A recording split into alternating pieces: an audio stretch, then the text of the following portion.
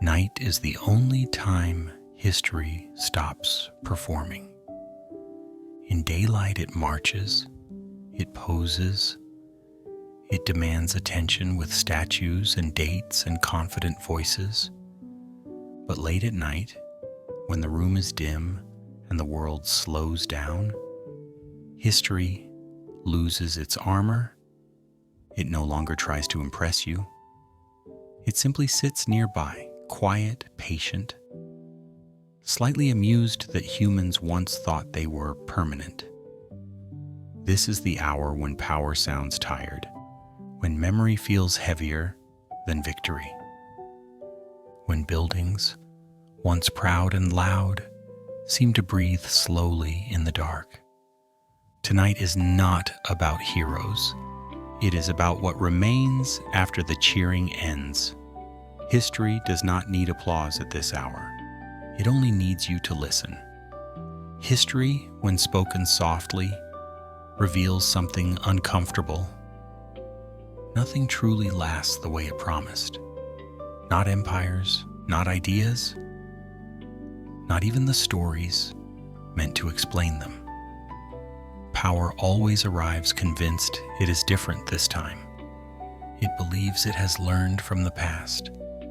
It believes it will age gracefully. History, having seen this confidence before, usually responds with silence and waits. What we often call greatness is just endurance mixed with good timing. A ruler survives long enough to be remembered. A building avoids fire, war, or neglect long enough to become heritage. A story is repeated enough times that people forget it was once new.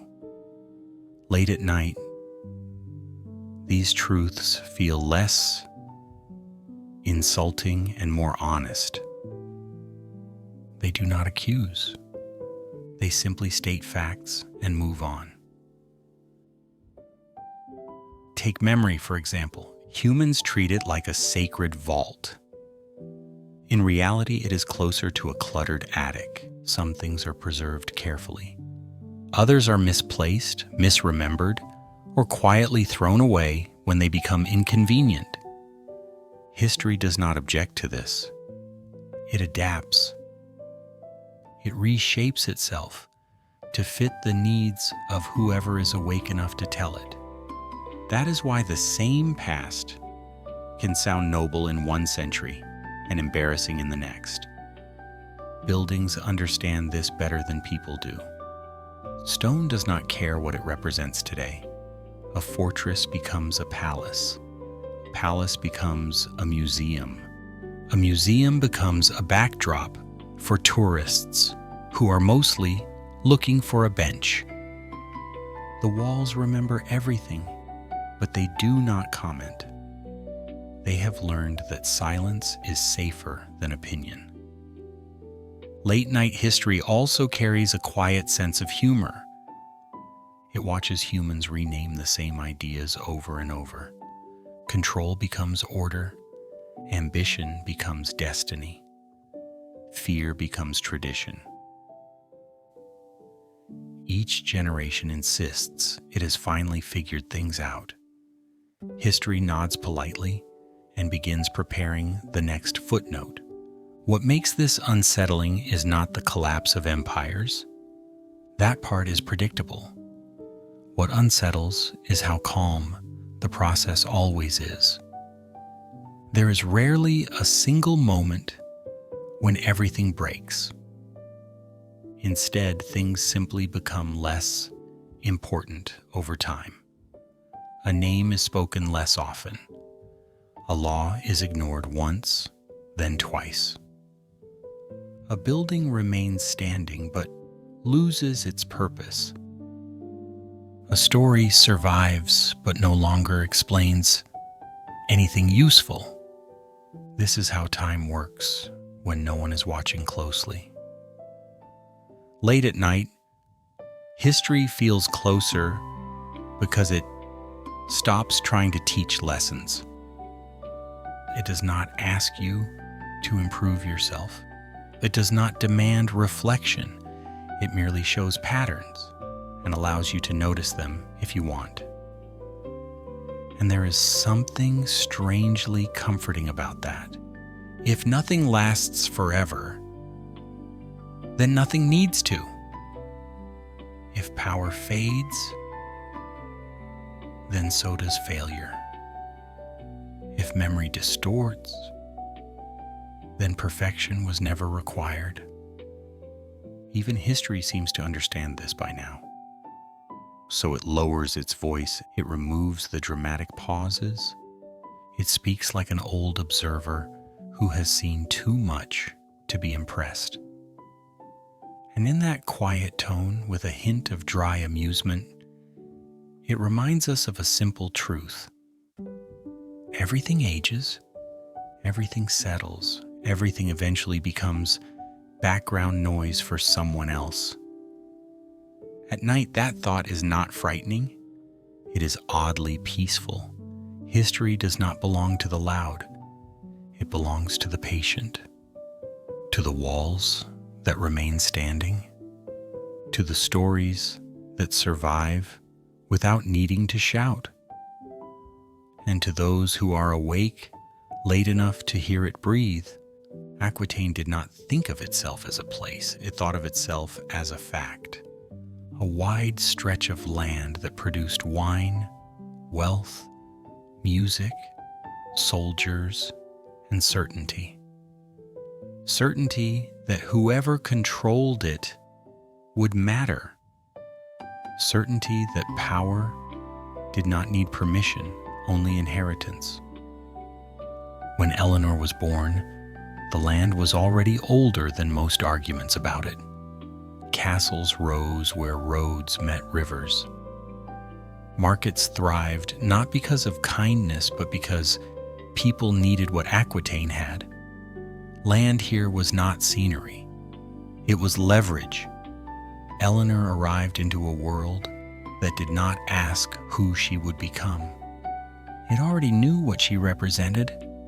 She was not introduced as a child, but as a future problem to be managed. A living title, deed with a pulse. A person whose existence quietly complicated maps. Aquitaine was too large to be ignored and too valuable to be left alone. That made Eleanor valuable long before she could read or write. Her identity was shaped by borders before it was shaped by thoughts. She belonged to a territory that believed it deserved attention simply by existing.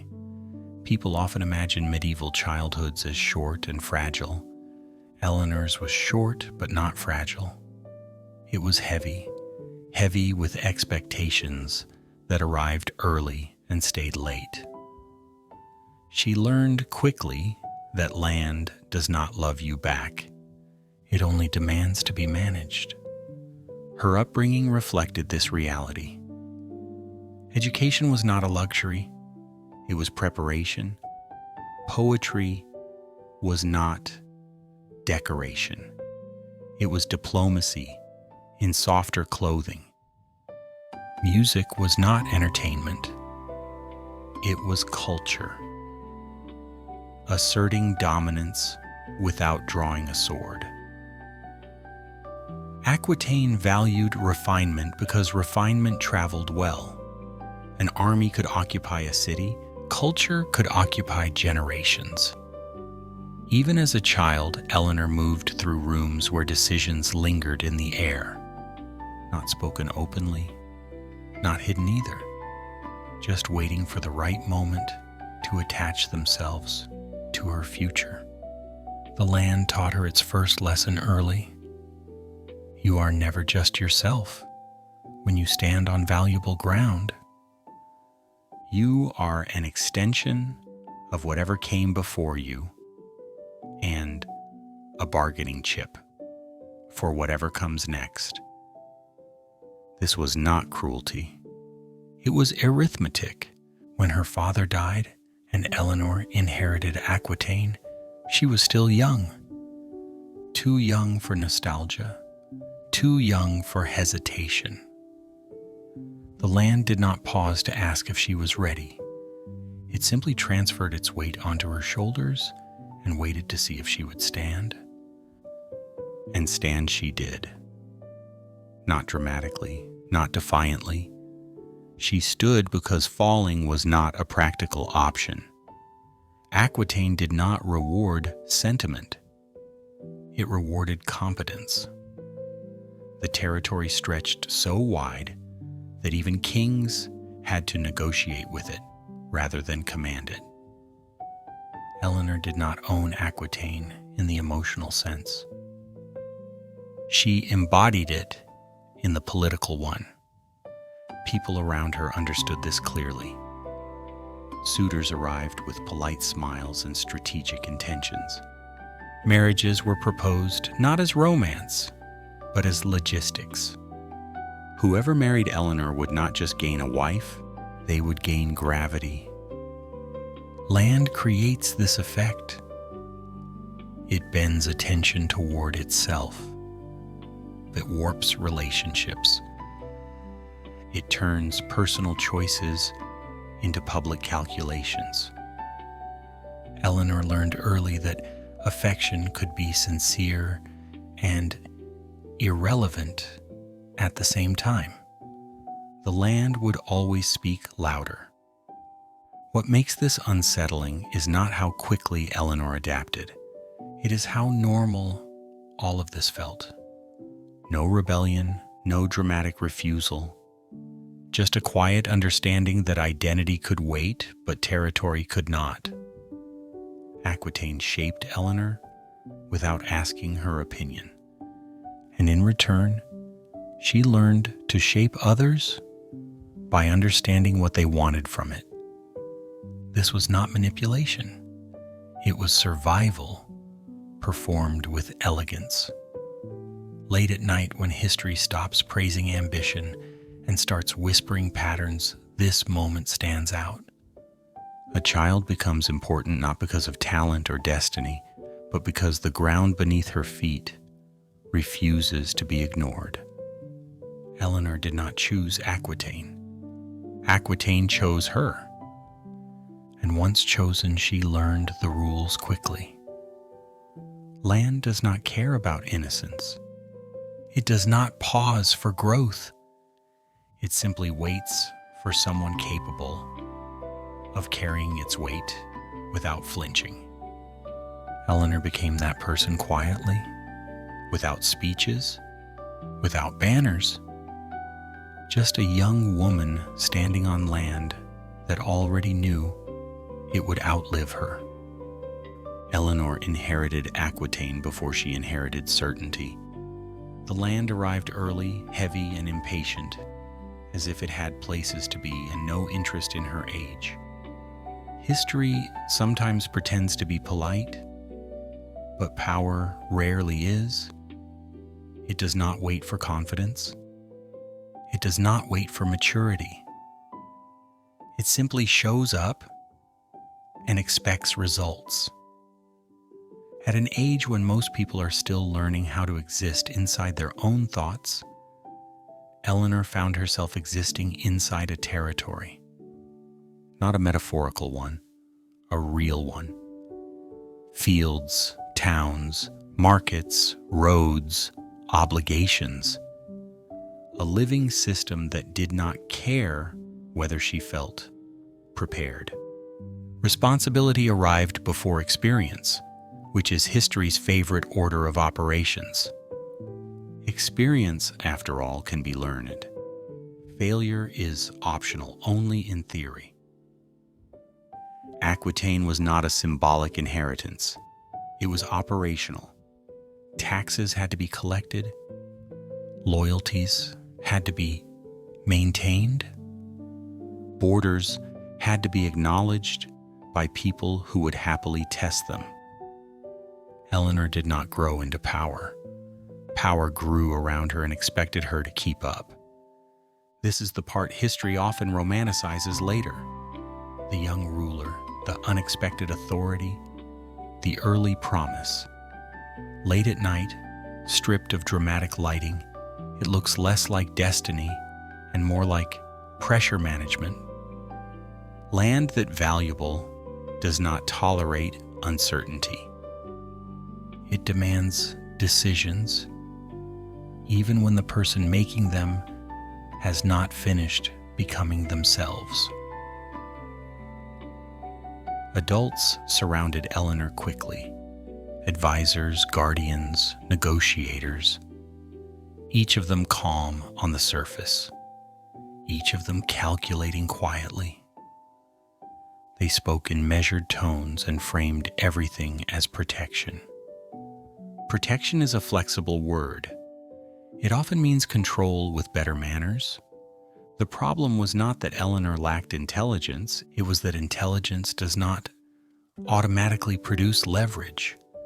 Leverage had to be constructed, stabilized, and secured. This is where marriage entered the conversation, not as romance, but as insurance. Marriage was not about affection, it was about risk reduction.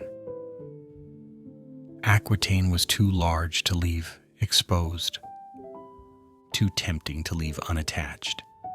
The solution was simple and effective. Bind the land to another crown through a human contract. In this logic, Eleanor herself became the clause that made the agreement work. History likes to say she was married quickly. The land would argue she was married efficiently. From a late-night perspective, the irony is almost gentle. A teenager becomes a solution to geopolitical anxiety. Not because she volunteered, but because she existed in the right place. Marriage was presented as stability, as safety, as inevitability. These words are useful when asking someone young to carry something enormous without asking why. Responsibility was framed as honor. Pressure was framed as purpose. The vocabulary did most of the work. Eleanor learned early that personal preference was a luxury item, available only after security was guaranteed, and even then, only in limited quantities. What makes this unsettling is not the arrangement itself. It is how ordinary it was. No scandal, no outrage, just a shared understanding that land requires containment. Aquitaine needed to be anchored. Eleanor happened to be the anchor point. Experience followed responsibility, as it always does. Slowly, unevenly, with consequences. Mistakes were not theoretical. They had names, they had costs, they had witnesses. And yet Eleanor adapted, not because adaptation was noble, but because adaptation was necessary. Late-night history is good at noticing this distinction. Survival is often mistaken for strength. In reality, it is simply refusal to collapse when collapse would be inconvenient. Marriage as risk management sounds cold. It was, but it worked, at least on paper. The land remained intact. Power flowed through predictable channels. The immediate threat of fragmentation was delayed. Delayed, not eliminated, Eleanor learned something essential during this period. Stability built on contracts is quiet but fragile. It holds until it does not. Still, for someone so young, the lesson arrived quickly and stayed. Power does not wait for readiness. It assigns itself and observes how you respond. Aquitaine did not care about Eleanor's age. It cared about continuity. And Eleanor learned to care about continuity too, because once responsibility arrives early, it tends to stay late. The court of France was a place where quiet carried authority. Voices were measured. Gestures were restrained. Even ambition learned to walk softly through stone corridors, polished by habit. This was a world that valued order not because it was beautiful, but because it was predictable.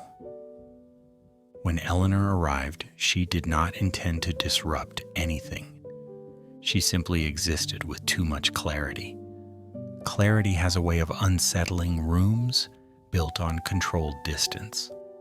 The court expected a queen who would blend into the background like a tapestry, visible enough to decorate power, silent enough not to interfere with it. Eleanor did neither. She listened carefully. She spoke when necessary. And most unsettling of all, she appeared comfortable doing so.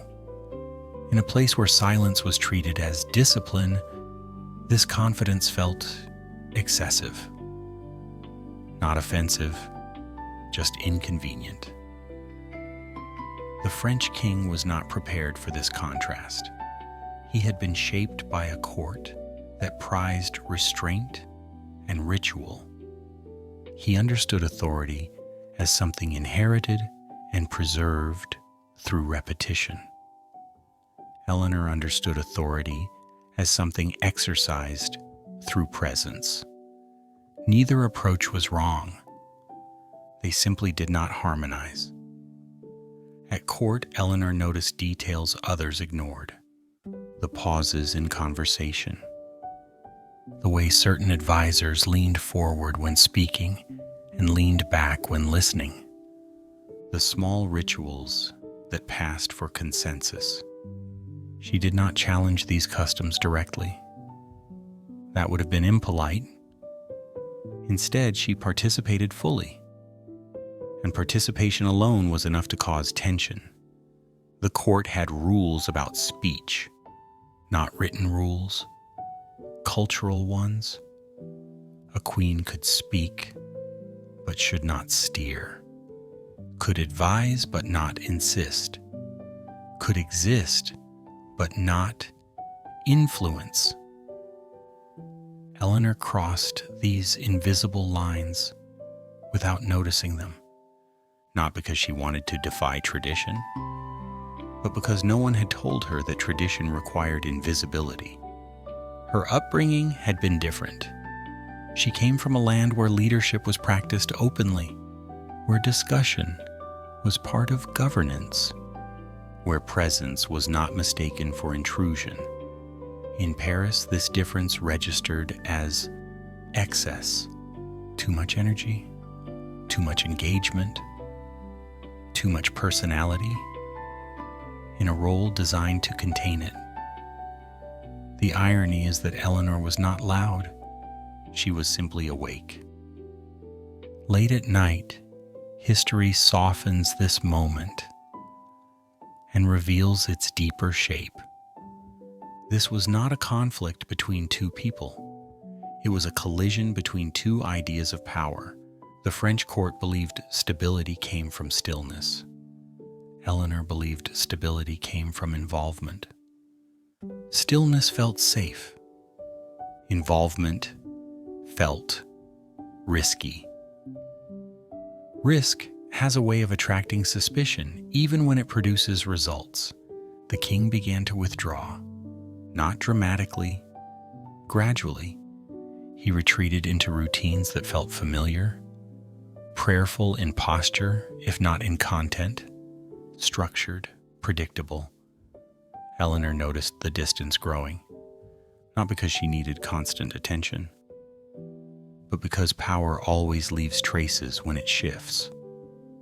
She found herself increasingly isolated, present at ceremonies, absent from decisions.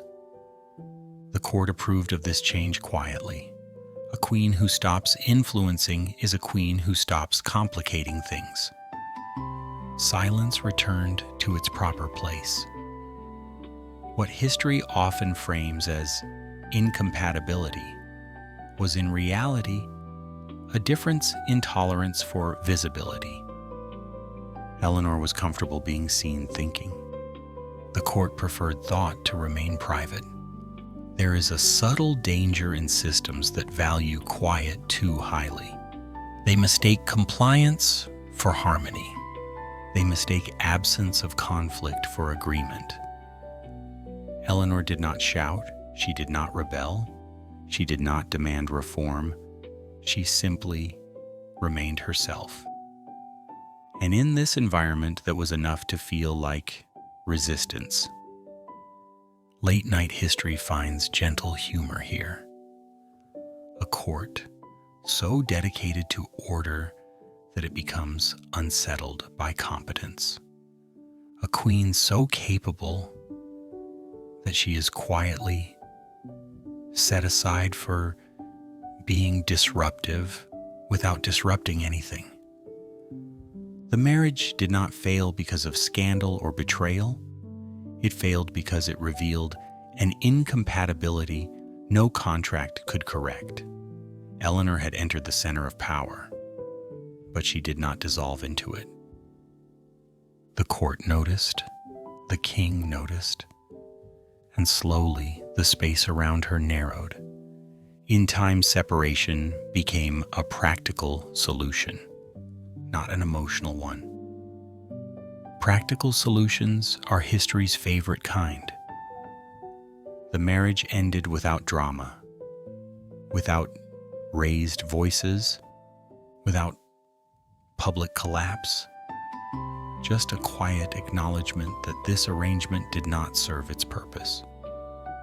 Eleanor left the French court with her lands intact, and her understanding sharpened. She had learned that some systems do not reject you loudly. They simply stop making space for you. And that lesson stayed with her. Late at night, this chapter feels less tragic and more instructive. Power does not always punish difference. Sometimes it just waits for it to leave.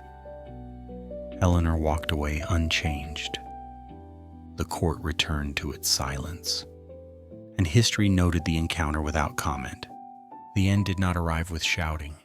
There were no slammed doors, no public collapse, no dramatic speeches preserved for future retellings. The marriage simply stopped making sense, and that was reason enough. Political unions rarely explode, they dissolve. Slowly, carefully, with paperwork rather than passion. By the time Eleanor and the French king reached this point, the separation felt less like a failure and more like an administrative correction. The arrangement had served its immediate purpose. Aquitaine had been secured. Stability had been tested. The results were acceptable, though not impressive. Late-night history notices how calm this moment really was. Two powerful figures, acknowledging without emotion that their partnership produced more friction than value. This was not heartbreak, it was accounting. What ended the marriage was not betrayal or scandal. It was distance. Distance in temperament. Distance in expectation. Distance in how each understood authority. They occupied the same space but not the same rhythm. And over time, that difference became inefficient. Efficiency matters deeply to power. It tolerates discomfort only when results justify it. Here, the discomfort outweighed the benefit. The separation followed rules that everyone pretended were neutral. Formal language, approved reasoning, a clean conclusion that preserved dignity on paper. History often calls this legitimacy. Late at night, it feels more like convenience, wearing ceremonial clothing. What matters is not how the marriage ended. What matters is what survived it. Eleanor did not leave empty-handed. She retained Aquitaine. She retained her title. She retained the ability to choose what came next.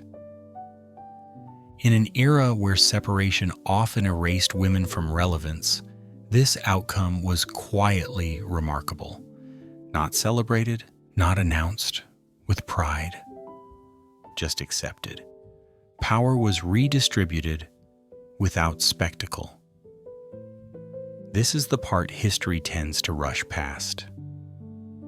The aftermath rarely receives attention because it lacks drama. But aftermath is where authority reveals its true shape. Eleanor walked away with land. And land was the only thing that truly mattered. Land meant leverage. Land meant continuity. Land meant she was not a widow of relevance or a relic of policy. She remained a political force because the ground beneath her feet still answered to her name. Late-night history allows itself a small smile here. The marriage ended. The territory did not. The king returned to his court and its familiar silences. The structure absorbed the change without protest. Systems built on restraint recover quickly when disruption exits politely. Eleanor returned to herself. Not in a romantic sense, in a practical one. She had tested one model of power and found it incompatible. She adjusted accordingly. There is a quiet intelligence in knowing when to leave without burning bridges. Eleanor did not need to destroy the institution to free herself from it.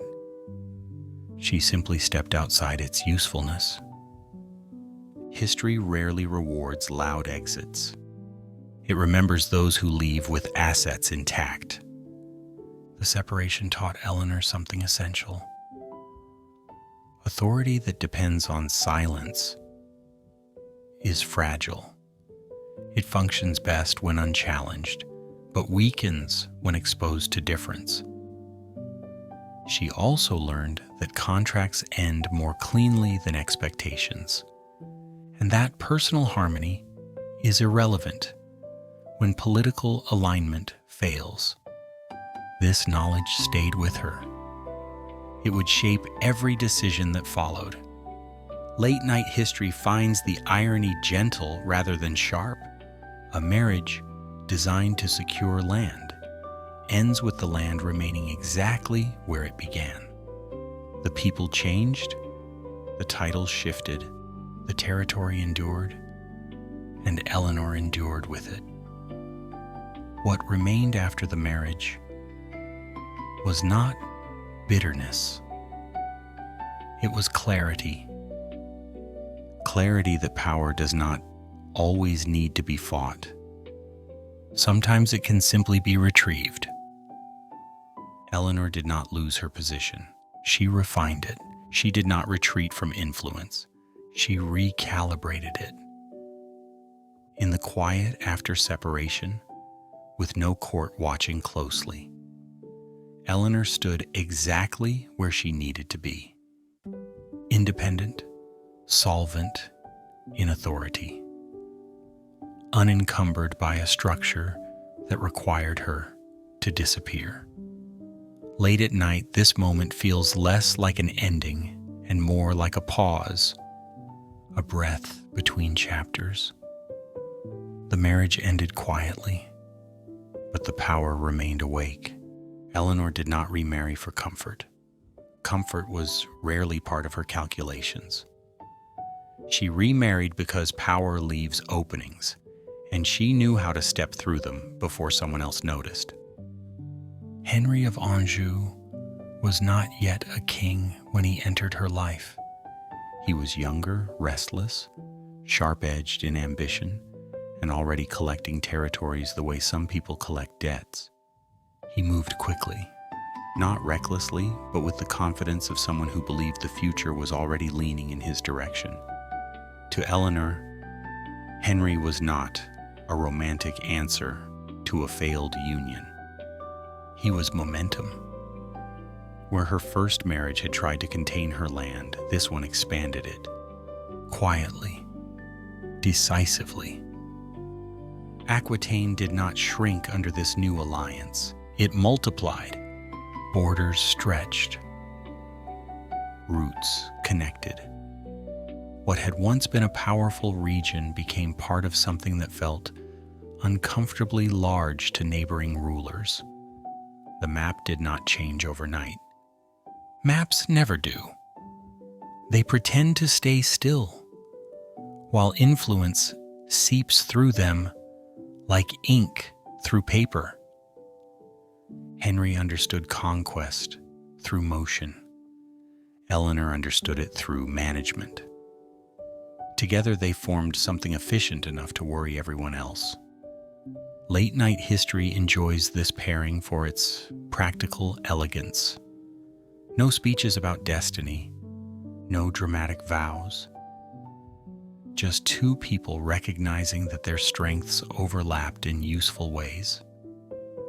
Henry brought speed, Eleanor brought structure. Speed without structure collapses. Structure without speed stagnates. This union avoided both problems for a while. When Henry eventually became King of England, the transformation felt less like a coronation and more like a confirmation. The groundwork had already been laid. Territories were connected. Authority was distributed. Opposition was uncertain where to press. Eleanor became queen again, but the title mattered less than the access it provided. She was no longer learning how courts worked. She had already tested one and walked away with her assets intact. This time she stepped in with clarity. She traveled, she negotiated, she governed in Henry's absence without hesitation.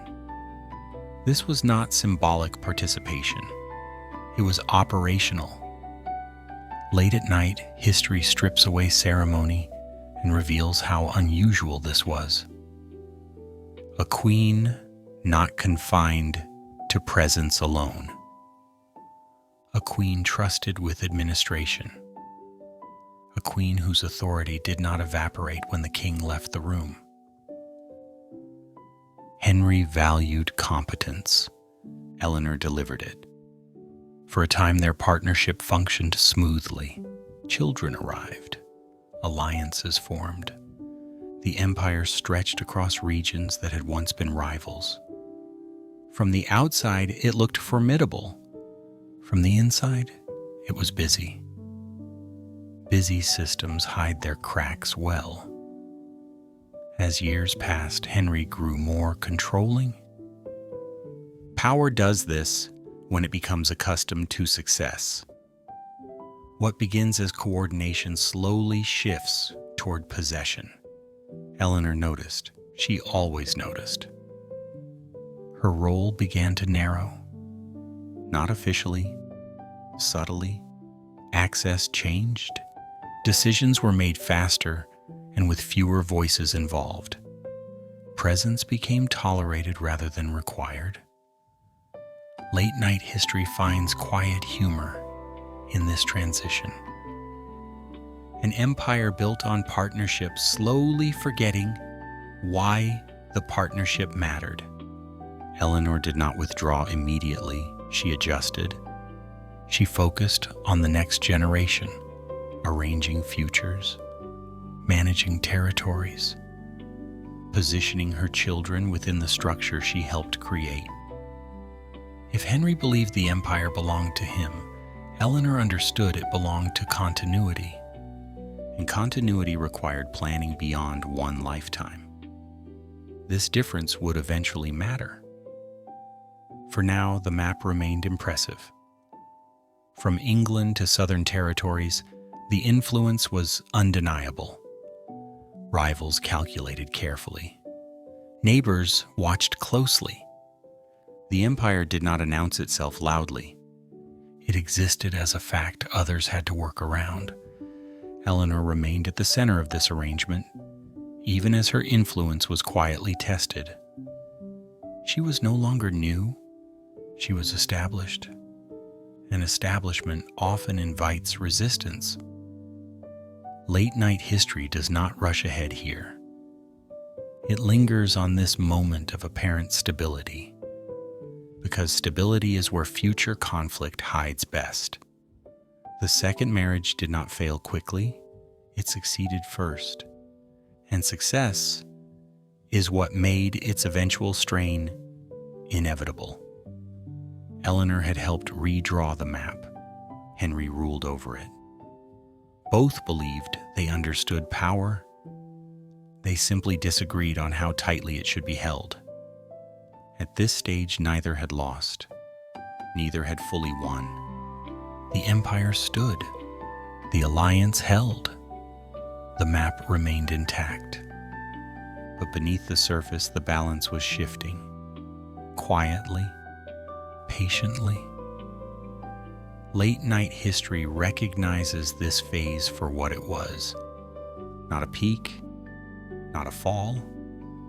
A pause where everything looked settled while preparing to change. The household looked calm from a distance. Stone walls, scheduled meals, titles spoken carefully and repeated often.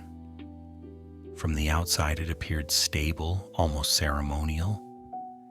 Inside it functioned more like a quiet battlefield where no one raised their voice and everyone counted resources. Children grew up surrounded by authority. Not the abstract kind found in books, but the physical kind that occupied rooms and decided futures. They learned early that power was not a concept. It was a substance, something finite, something already owned by someone else. As they aged, the children began to notice patterns. Who was consulted? Who waited? Who signed? Who watched? Observation is the first step toward ambition, even when ambition is never named aloud. The sons were raised with expectations rather than instructions. They were told they would matter someday. They were not told when. Power has a habit of promising futures without schedules. Henry held authority the way one holds a sealed container. Secure, close, unwilling to loosen the grip. He believed distribution weakened control. Sharing looked too much like surrender. In his mind, unity depended on singular command. The sons saw things differently. They did not want symbolism. They wanted function. Not titles that sounded impressive, but decisions that actually changed outcomes. This is where tension forms. Not from hatred, from timing. Each son believed his moment had arrived. Each believed patience had already been demonstrated. Henry believed patience was infinite. Late-night history finds this familiar. Power almost always underestimates how loudly it teaches impatience. Eleanor watched all of this quietly. She recognized the shape of the conflict before it announced itself. She had seen this logic before. In courts and contracts. Authority that refuses to divide eventually forces division through conflict. The sons began to test boundaries in subtle ways. Requests became expectations. Expectations became complaints. Complaints became alliances. Family dinners became strategic gatherings where words were chosen carefully and silences did more work than arguments.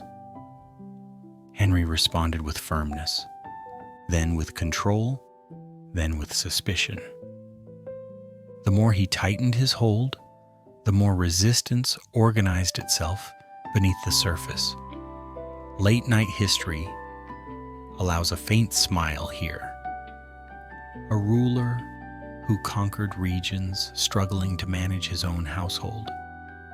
Not because he lacked intelligence, but because he refused to accept that time changes leverage.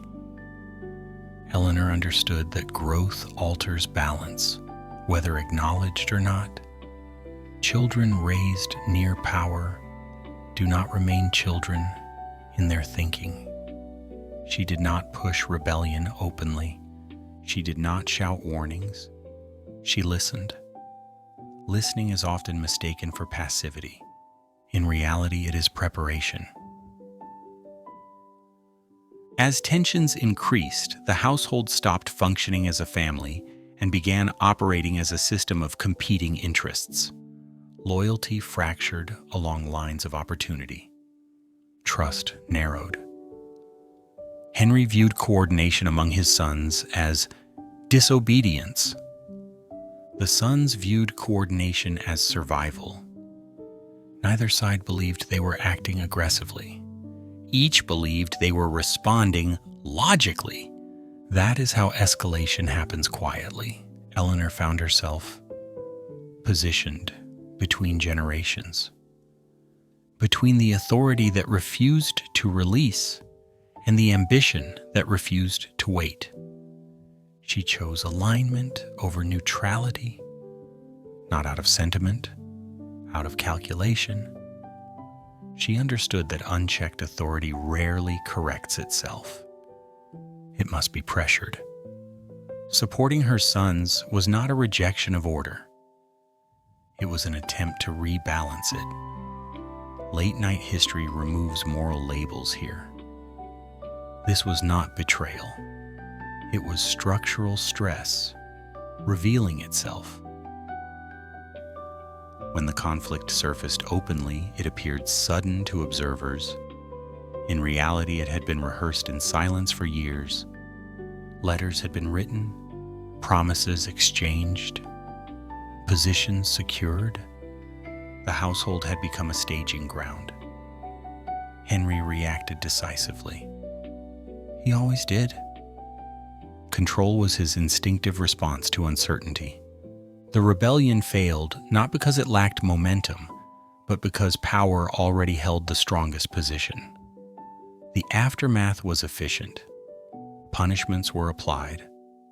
Access was removed. Authority was reinforced. Eleanor paid the price for choosing alignment. Confinement replaced influence. Movement was restricted. Visibility disappeared. Late-night history does not dramatize this outcome. It observes it. When authority feels threatened, it isolates the threat, even when that threat shares blood. The household returned to order on the surface. Meals resumed. Titles remained intact. But the structure had changed permanently. Trust does not recover easily once power has been tested within a family. Eleanor endured confinement without spectacle. She had already learned that time works slowly but reliably. The sons carried forward the memory of resistance. Henry carried forward the certainty of control. The household continued to function, but it no longer pretended to be harmonious. Late-night history rests here for a moment. Not on the rebellion, not on the punishment, on the quiet truth beneath it all. Power does not dissolve inside families. It concentrates. And when it does, love becomes secondary to structure.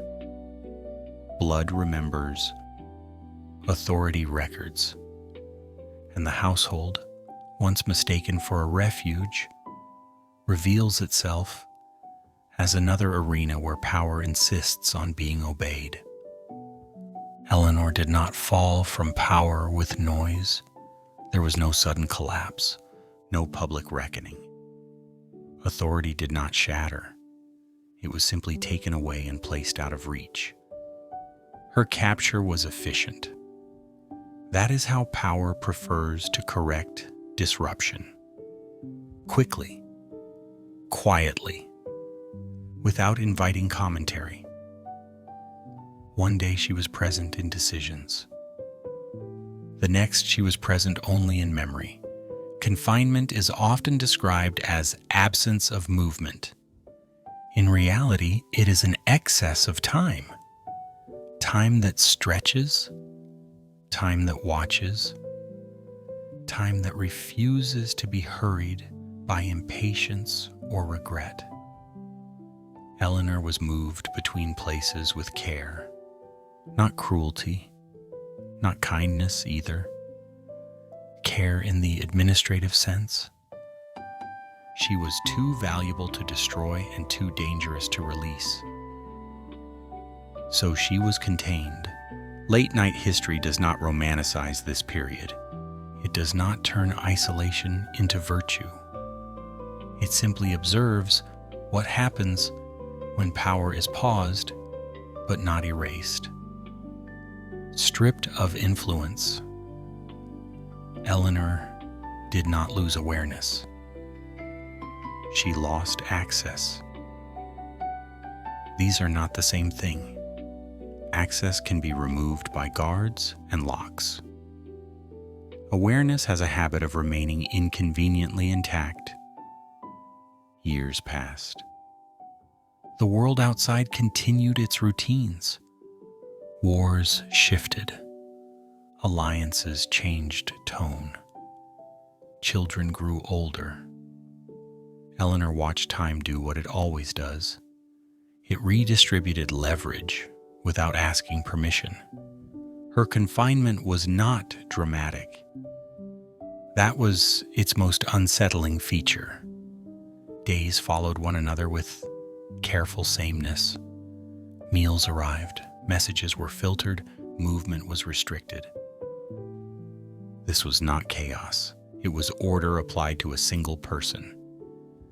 Late-night history finds a dry irony here. A woman once trusted with territories, now trusted only with patience. Patience is often mistaken for passivity. In reality, it is strategy slowed to a crawl. Eleanor did not argue loudly. She did not demand release. She did not perform remorse. She waited. Waiting does not mean hoping. It means observing patterns until they repeat themselves. She watched her sons grow restless. She watched authority harden and then fatigue. She watched loyalty shift its weight toward whoever looked most likely to last. Time became her quiet ally. Not because time is generous, but because time is indifferent. Indifference erodes certainty. The ruler who confined her believed control was permanent. History rarely agrees with this belief. Power held too tightly begins to exhaust itself. It spends energy maintaining silence. It monitors what no longer needs monitoring. Meanwhile, time does its work quietly. Eleanor understood the confinement did not mean irrelevance, and it meant delay. Delay is survivable. Erasure is not.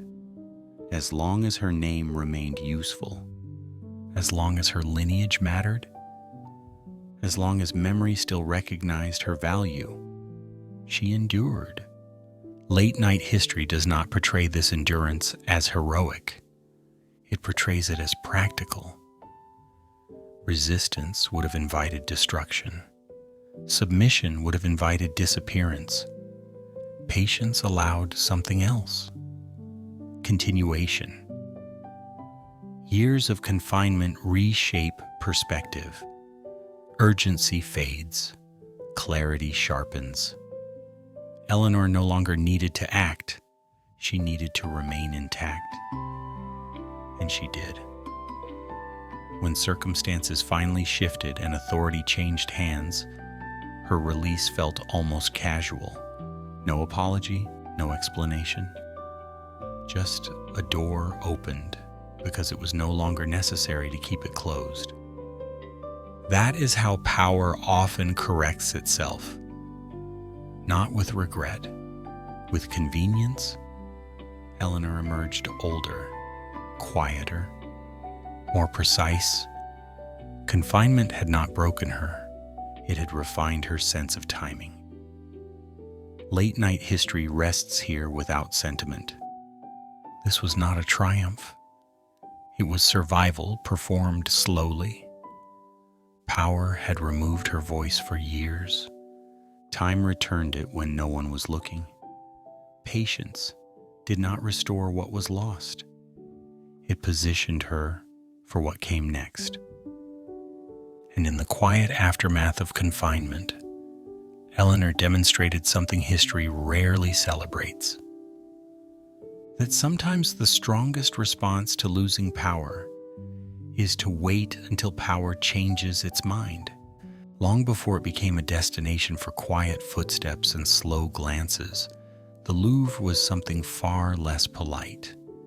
It did not exist to impress. It existed to endure. In its earliest form, the Louvre was a response to fear made solid. Fear of invasion, fear of uncertainty, fear that power, once established, could vanish if left unguarded. The structure rose along the river, not as an ornament, but as a warning. Thick walls announced that entry would not be easy.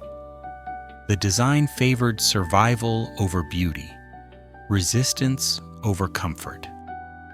This was architecture that assumed the worst and planned accordingly. Late at night, history becomes honest about such buildings. They are not symbols of confidence. They are symptoms of anxiety. The original Louvre did not pretend otherwise. It was heavy, blunt, and inward-looking. Windows were narrow. Passages were controlled. Movement was guided by defense rather than grace. Beneath the stone, underground spaces stretched quietly. Storage rooms, passageways, areas designed not for living but for lasting. These lower levels carried a different kind of intelligence, not cultural and not artistic, practical. They existed to hide supplies, protect resources, and allow escape if the walls above failed. Because even the strongest walls are built with the assumption that someday they might not hold. Late-night history finds a dry humor here. The foundation of one of the world's most admired cultural spaces was built on the expectation of disaster. The people who designed the early Louvre did not trust peace. They trusted preparation. Every corridor assumed intrusion. Every barrier assumed pressure. Every turn assumed someone would eventually want what lay inside. And they were not wrong. The fortress stood at a time when borders shifted without warning. Cities grew slowly, and threats arrived quickly. A ruler who slept too comfortably often woke up dispossessed. So stone was stacked, not as decoration, but as insurance. The walls were thick enough to absorb force rather than reflect it.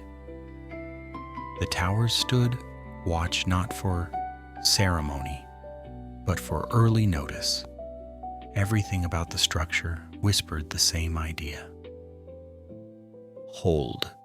There is something unsettling about buildings that expect violence.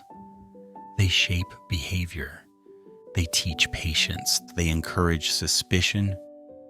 People move differently inside them. Voices lower, steps become measured. The early Louvre trained its occupants to live with caution as a default setting. Late at night, when modern crowds are gone and the echo of footsteps fades, the old stone still remembers this posture. It does not celebrate it. It simply holds it. History often tells us that fortresses symbolize strength. That interpretation is convenient. Strength sounds better than fear. But strength rarely builds walls this thick. Fear does. Fear demands redundancy. Fear insists on backup plans. Fear digs downward as much as it builds upward. The underground chambers beneath the Louvre were not afterthoughts. They were essential. They allowed movement without exposure. They stored what mattered when surface spaces became unsafe. They offered continuity when visibility became dangerous. Late-night history pauses here because this logic never really disappears. It only changes materials. Modern institutions still build metaphorical fortresses. Security layers replace stone. Access controls replace gates. Surveillance replaces watchtowers. The instinct remains identical. Protect what matters, assume loss is possible. The Louvre eventually changed roles, but its earliest identity never fully vanished. The stone remembers being a shield before it learned how to be a stage. Even today, beneath polished floors and carefully arranged lighting, the lower levels remain cooler, darker, and quieter. Not inviting, not hostile, simply prepared. Late-night history notices how fitting this is. A place that would later house memory began by trying to preserve itself. Before it protected art, it protected authority. Before it welcomed visitors, it restricted movement. The transformation came centuries later. But the foundation never forgot its original purpose. Stone built from anxiety does not relax easily. And perhaps that is why the Louvre feels different at night. When the crowds are gone and the building returns to stillness, it no longer performs culture. It simply exists, as it once did. A quiet structure that learned long ago that survival comes before admiration. As the city expanded, the walls of the Louvre began to feel strangely out of place, not because they were weak, because they were no longer urgent. The river kept flowing, markets grew louder, streets stretched outward, swallowing the distance that once justified heavy stone and narrow gates. Threats did not disappear, they simply moved farther away. This is how cities mature. Not by becoming safer, but by becoming busier. The Louvre did not wake up one morning and decide to change. It was changed slowly, almost politely, by irrelevance. A fortress is useful only when fear is close enough to be convincing. When danger becomes abstract, walls start to look excessive. Late-night history enjoys this transition because it reveals something deeply human.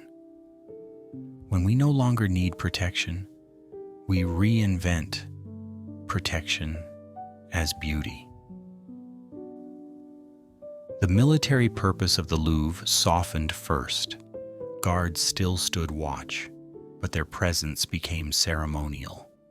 Weapons were visible but rarely tested. The architecture remained heavy, yet its meaning shifted. Stone that once warned now observed. Rooms were opened, windows widened. Light was invited in where shadow had once been preferred. Power no longer needed to hide. It needed to be seen. This is the moment when fortresses begin to feel embarrassed by their own severity. They start dressing themselves up. The Louvre became a residence, not a home in the personal sense, a home in the political one. Space was reorganized for display rather than defense. Corridors lengthened to impress. Halls widened to host. The building learned to guide the eye instead of blocking it. Late-night history notices the irony. The same stone that once existed to repel visitors was now redesigned to receive them properly. Power had shifted its priorities. Survival was no longer enough.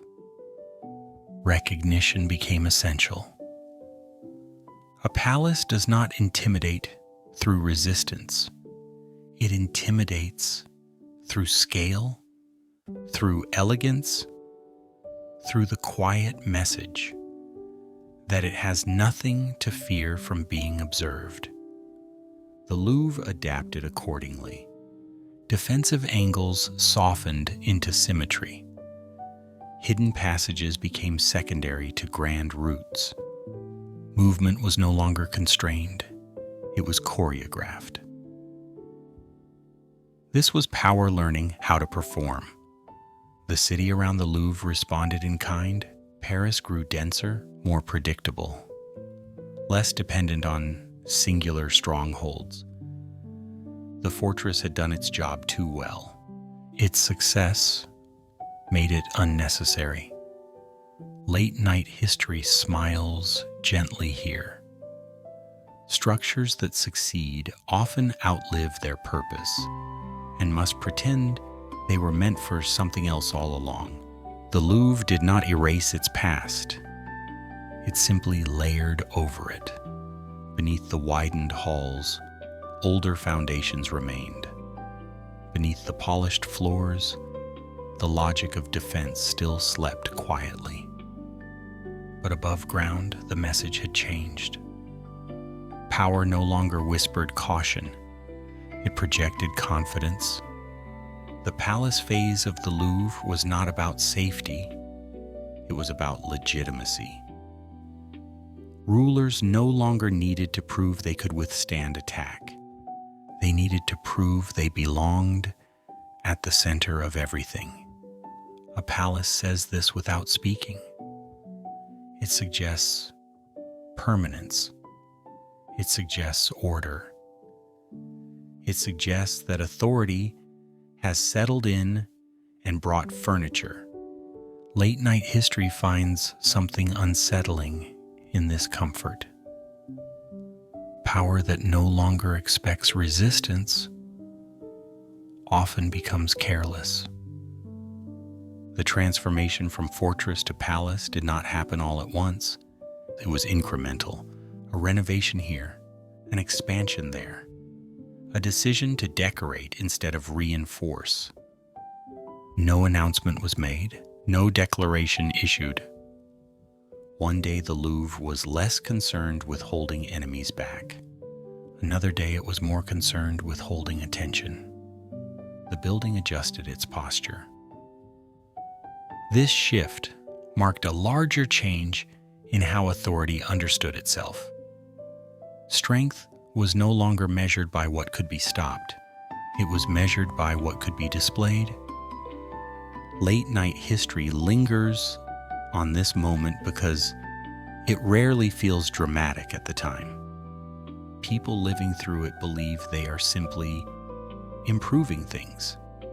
Only later does it become clear that a fundamental transformation has occurred.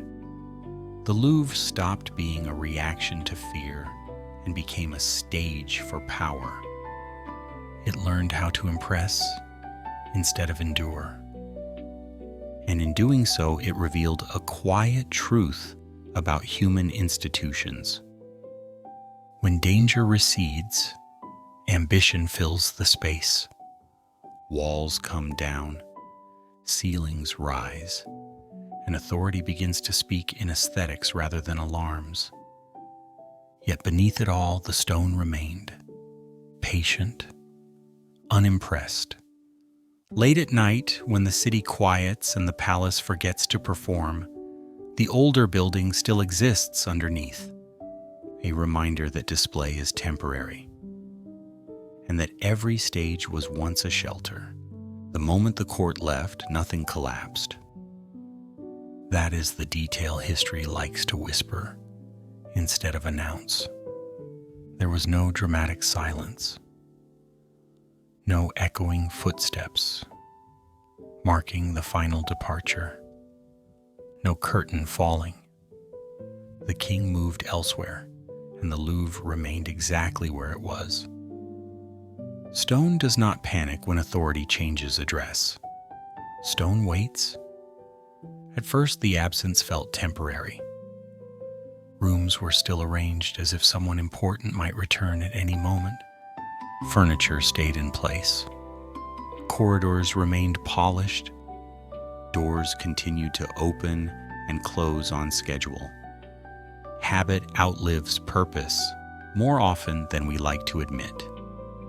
The Louvre had been built to protect power, then reshaped to display it. Now power had simply gone somewhere else. Not defeated, not replaced, just relocated. Late-night history finds something quietly unsettling in this transition. A building designed to stand at the center of everything, suddenly discovering that centers can move. Versailles offered what the Louvre could not: space without memory, distance without history, control without old walls watching. Power prefers clean rooms when it wants to reinvent itself. The Louvre did not argue. It did not compete. Buildings rarely do. Instead, it entered a strange phase of polite irrelevance. Officials still worked there. Administrators filled offices. Artists occupied unused rooms. But the decisions that mattered most were no longer made within its walls. The Louvre lost its political gravity without losing its mass. Late-night history notices how uncomfortable this state is. Too important to abandon. Too outdated to command. The building lingered in between roles. Power had moved on, but memory had not caught up. The Louvre still looked like authority. It just no longer spoke with its voice. Silence settled differently now. Not the tense silence of defense, not the ceremonial silence of court. This was institutional quiet, the kind that appears when relevance is no longer assumed. Corridors echoed for different reasons. Not because courtiers hurried through them, because footsteps were fewer and farther between. Rooms once reserved for access became storage. Spaces designed to impress were repurposed to function. Late-night history allows a faint irony here. A palace losing power does not become humble. It becomes practical. Without a king to perform for, the Louvre relaxed its posture. No longer needing to impress authority, it slowly became available. Artists moved in. Thinkers followed, not invited loudly but tolerated quietly. This was not generosity. It was vacancy. The absence of the court created room. Room for work rather than display. Room for process rather than spectacle. The Louvre did not become democratic overnight. It became adaptable. Power had once demanded the building present itself. Now the building simply existed. Late-night history lingers on this shift because it reveals a subtle truth. When power leaves a place, that place does not empty. It transforms. Authority is loud when present, but absence creates opportunity. Without constant surveillance from the highest level, experimentation crept in. Rooms were divided differently. Walls gained new functions. People used space based on need rather than protocol. The Louvre began its quiet transition from symbol to infrastructure. No announcement marked this change. No decree declared the end of an era. It happened through routine. When decisions stopped passing through a space, that space learned to serve differently. Late-night history finds comfort in this. Loss of centrality does not equal death. It often equals reinvention. The Louvre waited. Waiting is not idleness in old structures. It is preparation without certainty. The building did not know what it would become. It only knew it was no longer what it had been. Stone remembers roles longer than humans remember intentions. But stone also accepts change with patience humans rarely manage. As years passed, the absence of the king stopped feeling temporary. It became a condition. The Louvre adjusted its identity quietly, not by rejecting its past, by absorbing it. Late-night history notes how often greatness survives by stepping aside, not resisting irrelevance, but allowing it to create space. The Louvre did not chase power when power left. It did not beg to be needed. It stayed. And in staying, it preserved something essential. A structure that outlives authority gains a different kind of importance, not as a command center, but as a witness. The Louvre became a place where power had been, which is often more instructive than where power is. When the king left, the building learned its most valuable lesson. Power is temporary. Stone is patient. And sometimes losing the center is how a place prepares to belong to everyone else. When power vacates a room, something else usually wanders in. In the case of the Louvre, it was the public, not all at once, not with celebration, more like a cautious arrival, as if no one was entirely sure they were allowed to be there. The building had spent centuries learning how to exclude. It knew how to guide movement, restrict access, and signal importance without explanation. Now it was being asked to do something unfamiliar. Let people in without asking who they were. Late-night history pauses here because this moment is quieter than it sounds. Opening a space to the public is rarely dramatic. It is mostly administrative. Keys are copied, schedules adjusted, rules rewritten in softer language. The Louvre did not suddenly become welcoming. It became accessible. There is a difference. Visitors entered halls once reserved for authority and ceremony. They walked slowly, not because they were told to, but because the space encouraged hesitation. Old buildings have a way of reminding people that they arrived late to the story. Art began to fill rooms that once displayed power through presence alone. Paintings replaced officials. Statues replaced protocol. Silence remained, but it changed character. This was no longer silence that guarded secrets. It was silence that invited observation. Late-night history notices the irony. The Louvre became a place of beauty, not because it had always valued beauty, but because it had run out of better uses for its space. Collections expanded steadily.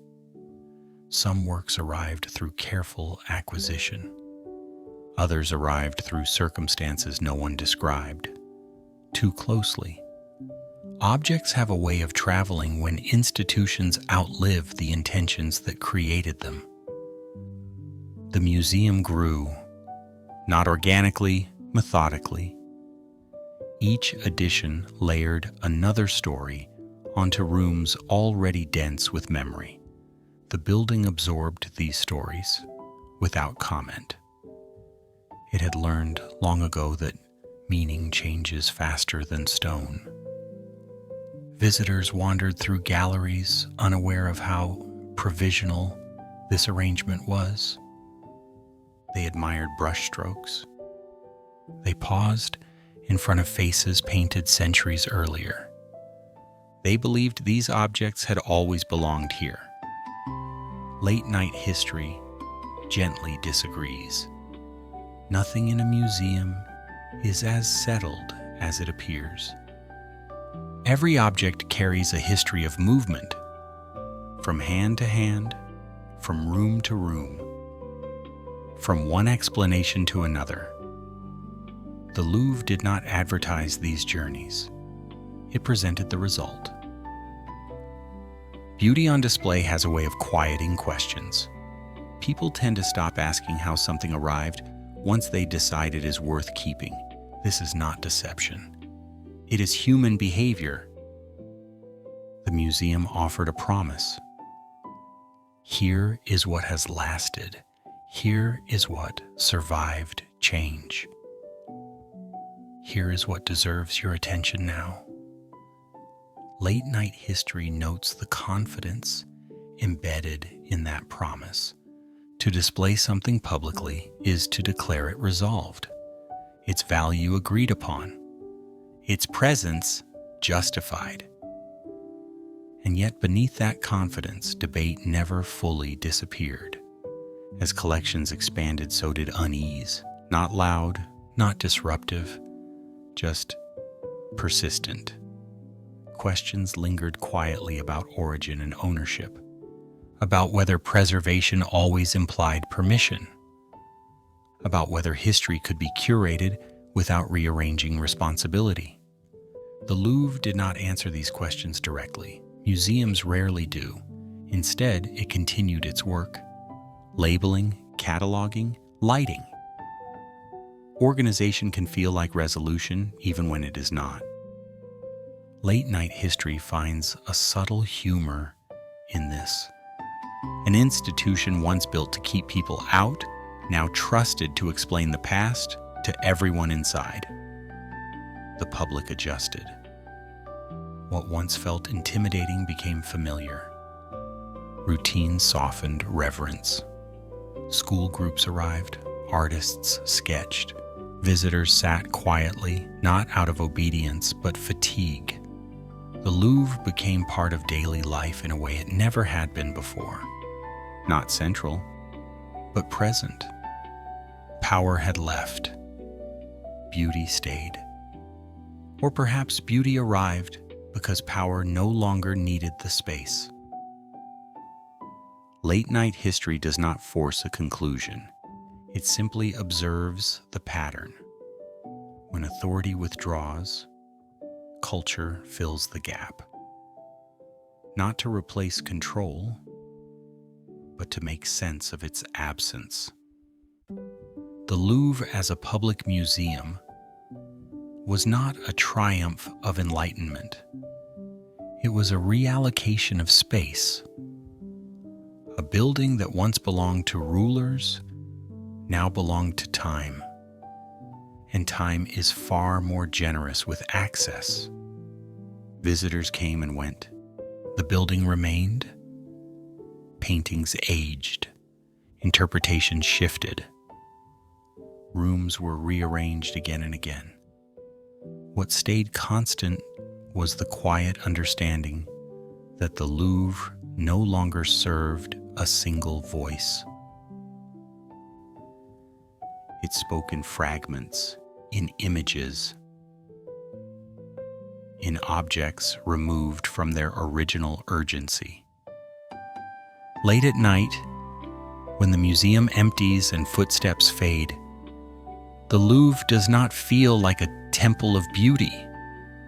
It feels like storage for memory, carefully arranged, imperfectly explained, open to anyone patient enough to walk slowly. And perhaps that is the most unsettling transformation of all. A fortress built from anxiety, a palace built for performance, now a museum built from accumulated decisions. None of them final, all of them waiting. When conflict approached, the Louvre did not argue with reality. It complied. Paintings were lifted from walls with careful hands. Frames were unhooked.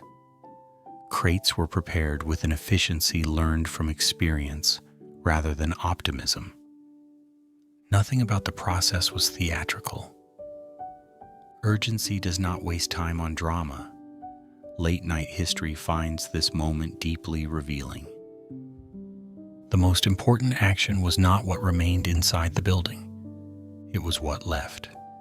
Rooms emptied gradually. Not suddenly, not chaotically. One object at a time. Value departed the space. The Louvre became quieter than it had ever been. This silence was not ceremonial. It was functional. Artworks traveled outward to safer locations, stored in countryside estates, hidden in places chosen for distance rather than elegance. Beauty learned how to become portable.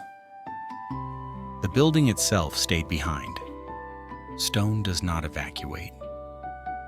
Late-night history notices the irony with a restrained smile. For centuries, the Louvre had been the destination. Now it was merely the point of departure. Halls once filled with meaning stood empty. Walls carried the faint outlines of what had been there. Ghost rectangles where frames once hung. This was not loss, it was precaution. The building had not failed. It had succeeded too well. Its purpose had shifted again, from protection to display, and now to absence. The Louvre became a shell, not abandoned, not destroyed, simply hollowed out by necessity. Late-night history lingers here because emptiness reveals priorities with brutal clarity. When danger arrives, symbolism is negotiable. Survival is not. No one asked whether the building looked impressive without its contents. No one debated atmosphere. The only question that mattered was whether what had been created could endure elsewhere. The answer was movement. Art does not belong to walls. It tolerates them until circumstances change. As the crates disappeared, the building took on a strange neutrality. It no longer declared meaning, it merely existed. Guards remained. Lights stayed on. The structure performed its routines without understanding their original purpose. Late-night history allows a quiet observation here. Institutions often believe their power lies in their presence. Moments like this prove otherwise, and the true value was never the building. It was the trust placed in what the building protected. The Louvre without its art was still recognizable, but it was no longer essential. Visitors were gone, footsteps faded. Only maintenance remained.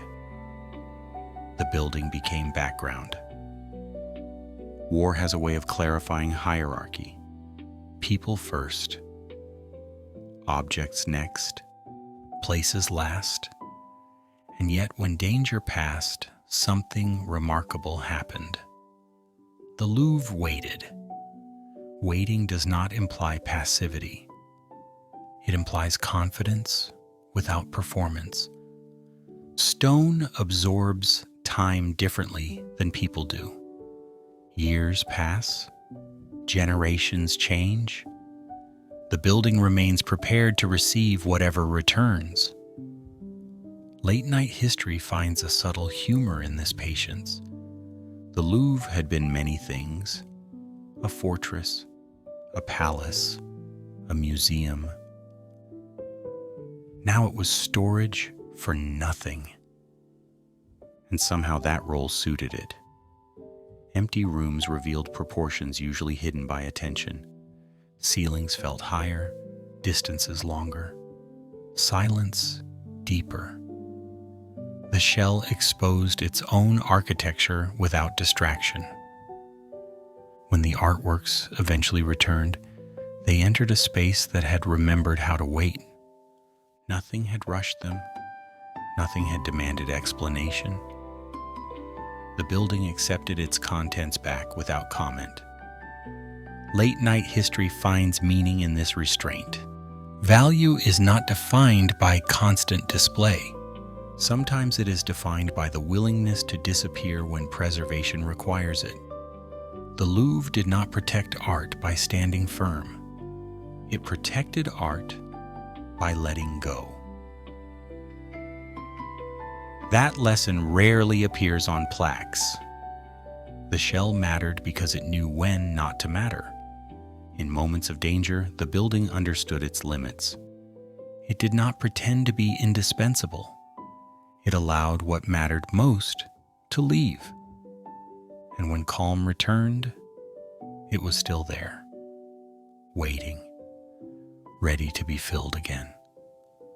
Late at night, when galleries are quiet and walls hold more memory than objects, the Louvre still remembers this phase.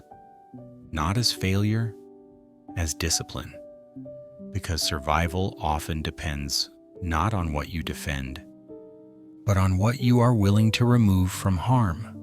It was full again, not just with art, but with people. Footsteps multiplied, lines stretched, entrances clogged with expectation and impatience. The building had mastered waiting. It had not mastered crowds. Late-night history finds this moment quietly amusing. An institution built to intimidate, now struggling with logistics. The Louvre was no longer guarding treasures from invaders. It was guarding hallways from confusion. Visitors entered from too many places. Paths crossed without logic. Orientation became a guessing game conducted in whispers and sighs. The building that had once dictated movement now surrendered to it. Something had to change. Not because the Louvre lacked dignity, but because dignity does not move people efficiently. The proposal arrived like an interruption rather than a suggestion. A modern structure, glass, geometry, placed directly in the heart of a space built on stone and memory. The reaction was immediate, predictable, almost comforting in its intensity. Outrage prefers familiar patterns. Critics spoke of intrusion, of disrespect, of violation. Late-night history listens patiently to these arguments. It has heard them before. Every generation believes it is the first to defend the past from the future. The idea of a glass pyramid at the center of the Louvre courtyard felt offensive not because it was impractical, but because it was visible. Stone had always softened its authority through age. Glass did not offer that courtesy. It reflected instead. Opposition framed itself as preservation. But preservation often means freezing the moment we are most comfortable with. The pyramid was accused of being foreign, too clean, too modern. Late-night history smiles quietly here. The Louvre itself had once been accused of the same things when it first replaced older defenses. History does not repeat, it echoes. Behind the controversy was a simpler truth. The building needed help. Function had outgrown tradition. The pyramid was not designed to dominate the Louvre. It was designed to organize it. Beneath its transparent surface, something unglamorous unfolded. Flow, circulation. Access. The modern solution did not replace the old structure. It supported it.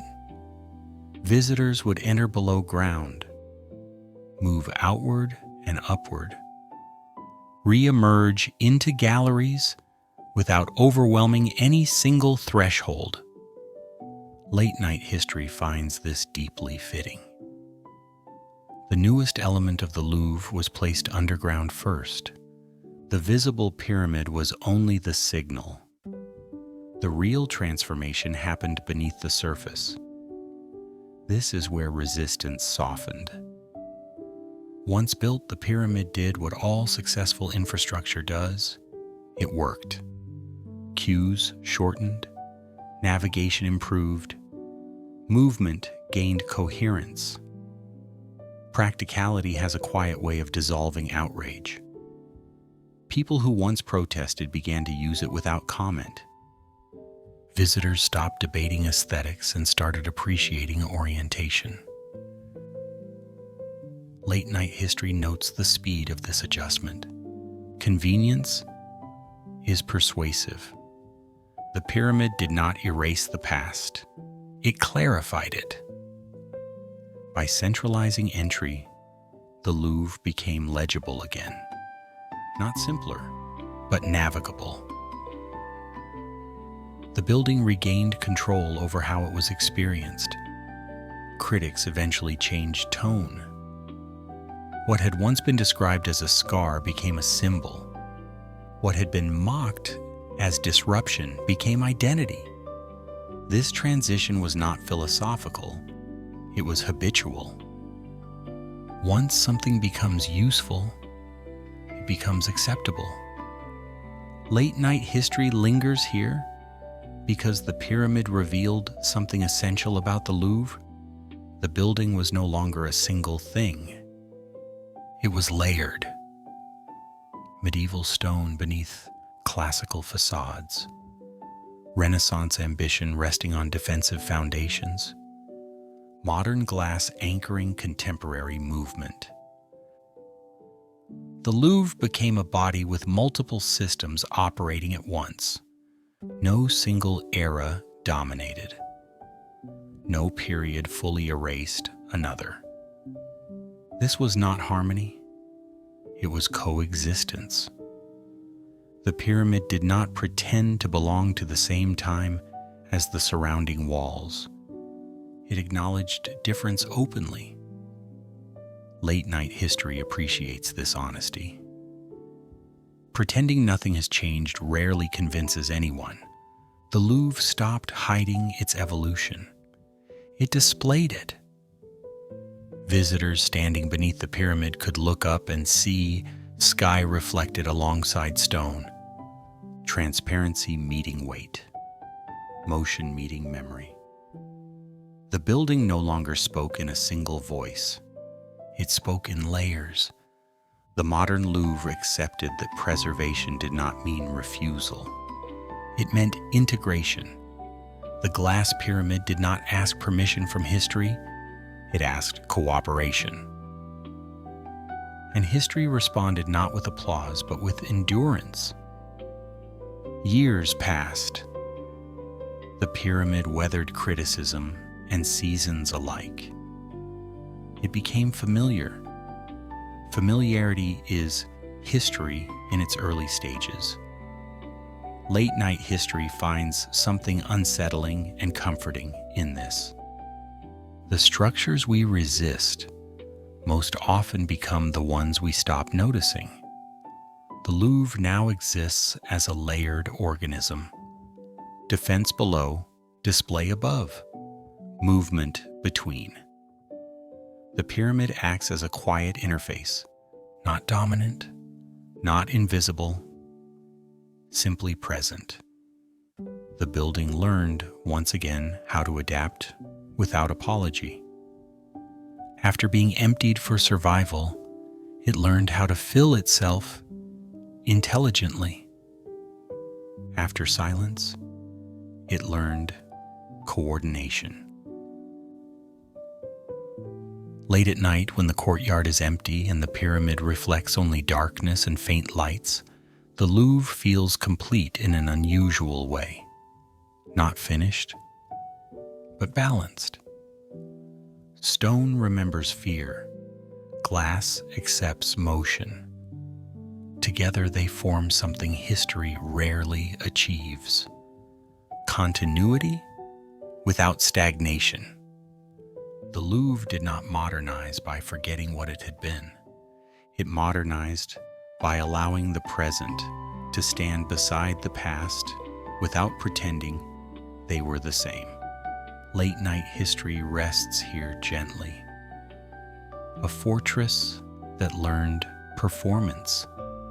A palace that learned absence.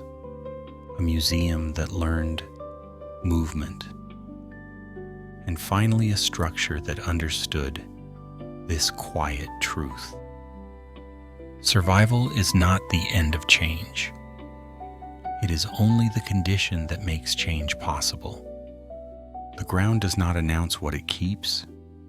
It allows ordinary routines to continue until coincidence decides otherwise. In a dry field, far from ceremony or expectation, farmers worked with familiar patience. They were not searching for history. They were searching for water. The tools were simple. The movement repetitive.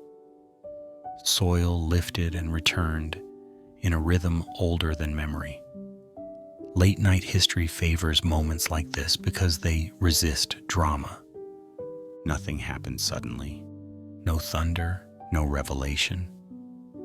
Just resistance beneath the blade. At first, the clay felt wrong, too shaped, too deliberate. Earth usually breaks apart without complaint. This did not. Fragments appeared. A curve that resembled a shoulder, a line that suggested a jaw, then a face. Not symbolic, not abstract, a face with features arranged carefully enough to be unsettling. The farmers did not celebrate. They paused. Pause is the correct response when something ancient interrupts routine. Late night history notes this detail quietly. Most discoveries begin with confusion rather than awe. As digging continued, more forms emerged. Not scattered, not random. They stood aligned, positioned. Arranged with a discipline that soil does not naturally adopt. This was not debris. It was structure. Order had been buried deliberately and left undisturbed long enough to forget its purpose. Soon the scale became impossible to ignore. One figure suggested curiosity. 10 suggested intention. Hundreds suggested administration. Late night history allows a small, dry humor here. Nothing says serious planning like symmetry beneath a farm. Faces differed, expressions varied, hair and posture changed subtly from figure to figure. Uniformity existed without repetition, control without sameness. This detail mattered. It revealed that the army was not symbolic. It was representational. Each figure stood as an individual within a collective, an unsettling thought when multiplied by thousands. archaeologists arrived with care rather than excitement. They recognized restraint as a form of respect. History does not like to be rushed once it has waited this long. As the pits expanded, patterns sharpened, lines of soldiers, ranks implied through stance and placement. The ground had preserved not just objects, but hierarchy. Late-night history finds this unsettling in the calmest way. Even in burial, authority had insisted on order. Weapons appeared next, not decorative, functional. Metal still sharp, edges still precise. Time had not dulled them, it had merely paused them. This was not an offering. It was preparation. The army had been positioned as if ready to move, as if waiting for a signal that never came. The soil above them became a ceiling of silence. Late-night history lingers on the atmosphere of the discovery rather than the facts alone. Standing among those figures does not feel like observation. It feels like interruption. The soldiers do not appear surprised. They appear patient. They had been standing for centuries without complaint. Now eyes met them again. The scale continued to grow as excavation progressed. Thousands of figures, chariots, horses, an entire system embedded beneath farmland. This was not art hidden accidentally. It was a decision made permanent. Someone had once believed that order must extend beyond life. That authority should remain intact, even when breath did not. Late-night history does not judge that belief. It simply observes its consequences. The labor required was immense, the coordination exact. This was not a personal indulgence. It was state-level organization. The army beneath the ground mirrored the one that once marched above it. Structure preserved, discipline frozen, and then forgotten. That forgetting is essential. No monument stands forever if memory refuses to maintain it. Stone and clay can endure. Meaning cannot. The farmers did not know they were walking over a buried empire each day. That ignorance did not diminish the empire. It completed it. Late-night history finds something calming in this.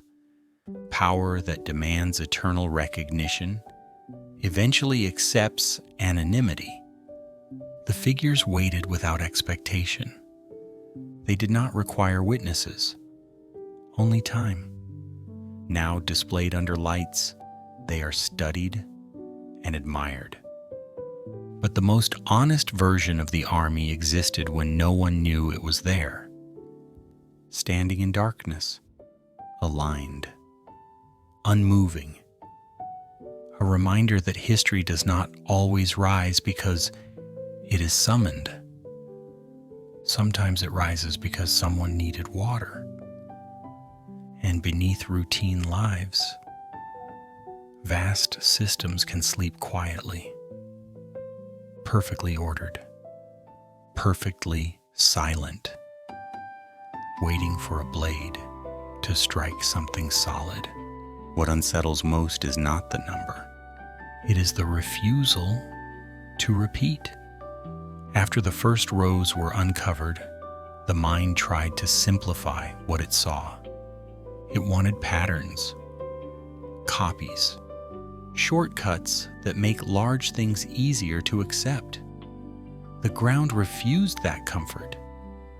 Each figure carried a face that resisted familiarity.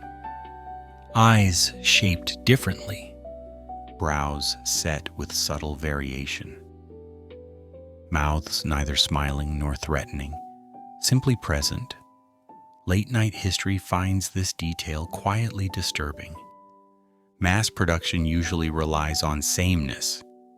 Here, sameness was avoided with discipline. This was not efficiency chasing speed, it was efficiency chasing control. Thousands of figures stood shoulder to shoulder, yet none dissolved into anonymity. They belonged to a system that demanded individuality without independence. The faces did not look heroic, they looked assigned. Archaeologists noted how features shifted by rank and role. Infantry stood differently than officers. Posture communicated position before armor did. Hierarchy was sculpted into the body itself. Late-night history pauses here. This was not art expressing freedom. It was order expressing itself through flesh made of clay. The formation revealed even more. Rows aligned with precision, spacing consistent enough to feel rehearsed. This was not decorative arrangement. It mirrored active military structure. Front lines positioned for engagement. Flanks angled with intent. Command units placed where authority would be expected to stand. Everything had a reason. The army underground was not symbolic. It was operational in design, paused only by burial. Late-night history allows a faint, ironic note.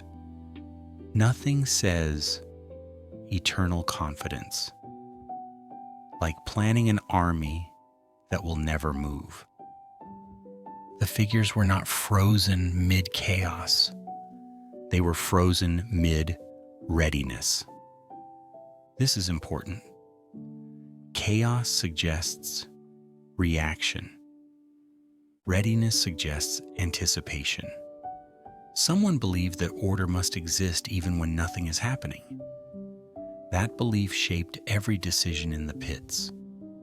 Craftsmen worked in coordinated silence centuries ago, shaping heads and hands separately, assembling bodies from standardized parts, then altering faces by hand. This balance between repetition and variation required oversight, not creativity. Oversight. Late-night history recognizes this distinction. Freedom improvises, authority supervises. The result was an army that felt alive without movement, as if breath had been removed, but structure left intact. No two faces invited conversation. No gaze followed the viewer. They stared forward, not outward. Attention was directed by command, not curiosity. Standing among them does not feel like being watched. It feels like being ignored correctly. Late-night history notes how unsettling that is. Being unseen by thousands is more disturbing than being noticed by one. The scale deepened the effect. What began as rows became fields. What began as units became systems. Distance erased individuality at first glance. Approach restored it. Up close, small details emerged. A slightly crooked ear, a brow carved deeper on one side, a jawline heavier than its neighbor. These were not accidents. They were tolerances, allowed variation within strict limits. Late-night history lingers on this balance. Too much difference would weaken unity. Too much sameness would erase control. The army existed precisely between those extremes. Even the horses followed this logic. Their bodies similar, their heads distinct, muscles carved with intent rather than flair. Function before beauty. Weapons reinforced the message. Standardized shapes, consistent length, uniform purpose. No ornamentation distracted from use. This was not an army meant to be admired. It was an army meant to exist, and existence was enough. The order extended beyond soldiers. Chariots aligned, paths cleared, spaces left intentionally empty to allow movement. The underground was designed as terrain. Late-night history finds this unsettling in its calm. Someone had imagined battles beneath the earth and prepared for them carefully. Or perhaps they simply could not imagine order ending. The army beneath the field did not exist to fight. It existed to maintain structure when nothing else remained. In that sense, it succeeded. For centuries, the figures held formation without command. No signal arrived. No instruction followed. They waited anyway. Waiting was part of the design. Late-night history finds a quiet humor in this. The most disciplined army in history never disobeyed because it was never asked to move. Now displayed and studied, the figures attract admiration. But admiration misses the point. They were not built to be seen. They were built to be counted, placed, verified. They represent an obsession not with glory, but with certainty. Certainty that order could be preserved. Certainty that hierarchy could be frozen. Certainty that nothing should be left to chance. The field above forgot them. Rain passed. Seasons rotated. Lives unfolded unaware. The army waited beneath routine. Late-night history rests here quietly. Thousands of faces, none repeating. Not to express individuality, but to ensure obedience never needed explanation. Behind the faces stood something larger than skill. It was organization. Thousands of figures do not appear through inspiration alone. They appear through systems that do not rely on individual brilliance. They rely on repetition guided by authority. Late-night history lowers its voice here. This part is not dramatic. It is procedural.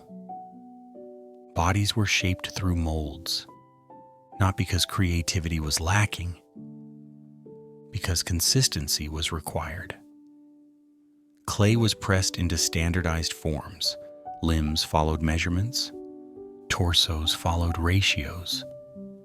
This ensured alignment. This ensured predictability. Variation was introduced only where it mattered. At the head, at the hands, faces were shaped separately, finished slowly, adjusted by eye and instruction rather than imagination. Late-night history notices how intentional this division was. The body belonged to the system. The face belonged to control. Craftsmen did not design soldiers. They executed them. The work moved through stages. One group shaped, another assembled, another refined. No single hand created a complete figure. Completion belonged to the state. This is important. When no one owns the whole, no one owns the meaning. Late-night history allows a quiet irony here. A project built to represent absolute authority was produced by people whose names were never recorded. The labor force was vast. Some were trained artisans, others were assigned hands. Skill mattered. Identity did not. Silence accompanied the work. not reverent silence, operational silence. Instructions moved downward, feedback did not travel upward. This was not collaboration, it was coordination.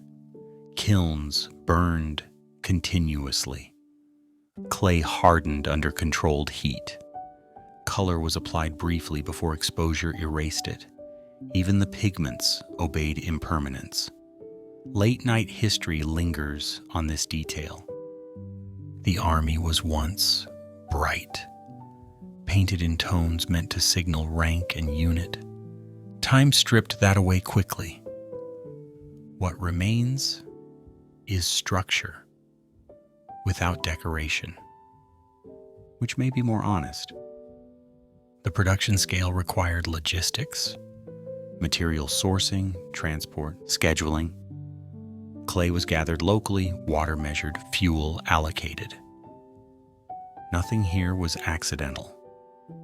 The system functioned because it had to. Failure was not an option discussed openly. Late-night history does not need to exaggerate. Large state projects do not encourage improvisation. Each worker contributed a fragment, a shoulder, a head, a pair of hands. Fragments moved forward without pause. Completion was inevitable. This is where the unease settles in. When creation becomes inevitable, humanity becomes optional. The workers left no signatures, no marks of pride or no claims of authorship. Their silence outlived them. Late-night history does not romanticize this absence. It simply acknowledges it. The army beneath the field was not only a military statement, and it was an administrative one. It demonstrated what could be done when labor is organized without recognition. Thousands of figures stood in formation because thousands of people were arranged the same way. The system above ground mirrored the system below. Order replicated itself. Even disposal followed procedure. Defective parts were broken, discarded quietly. Perfection was not aesthetic, it was statistical. Most pieces only needed to function within tolerance. Late-night history finds this chilling in a calm way. The goal was not excellence, the goal was compliance. And compliance does not require admiration. The army was completed not because it was beautiful, but because stopping was not an option. Once begun, the system demanded continuation. Years passed, labor cycles repeated. The pits filled slowly. The workers aged. Their replacements arrived. The project did not notice the difference. Late-night history rests here briefly. This is not cruelty explained. It is process described. When authority builds on this scale, individuals become interchangeable. The finished army appears unified. What it hides is fragmentation.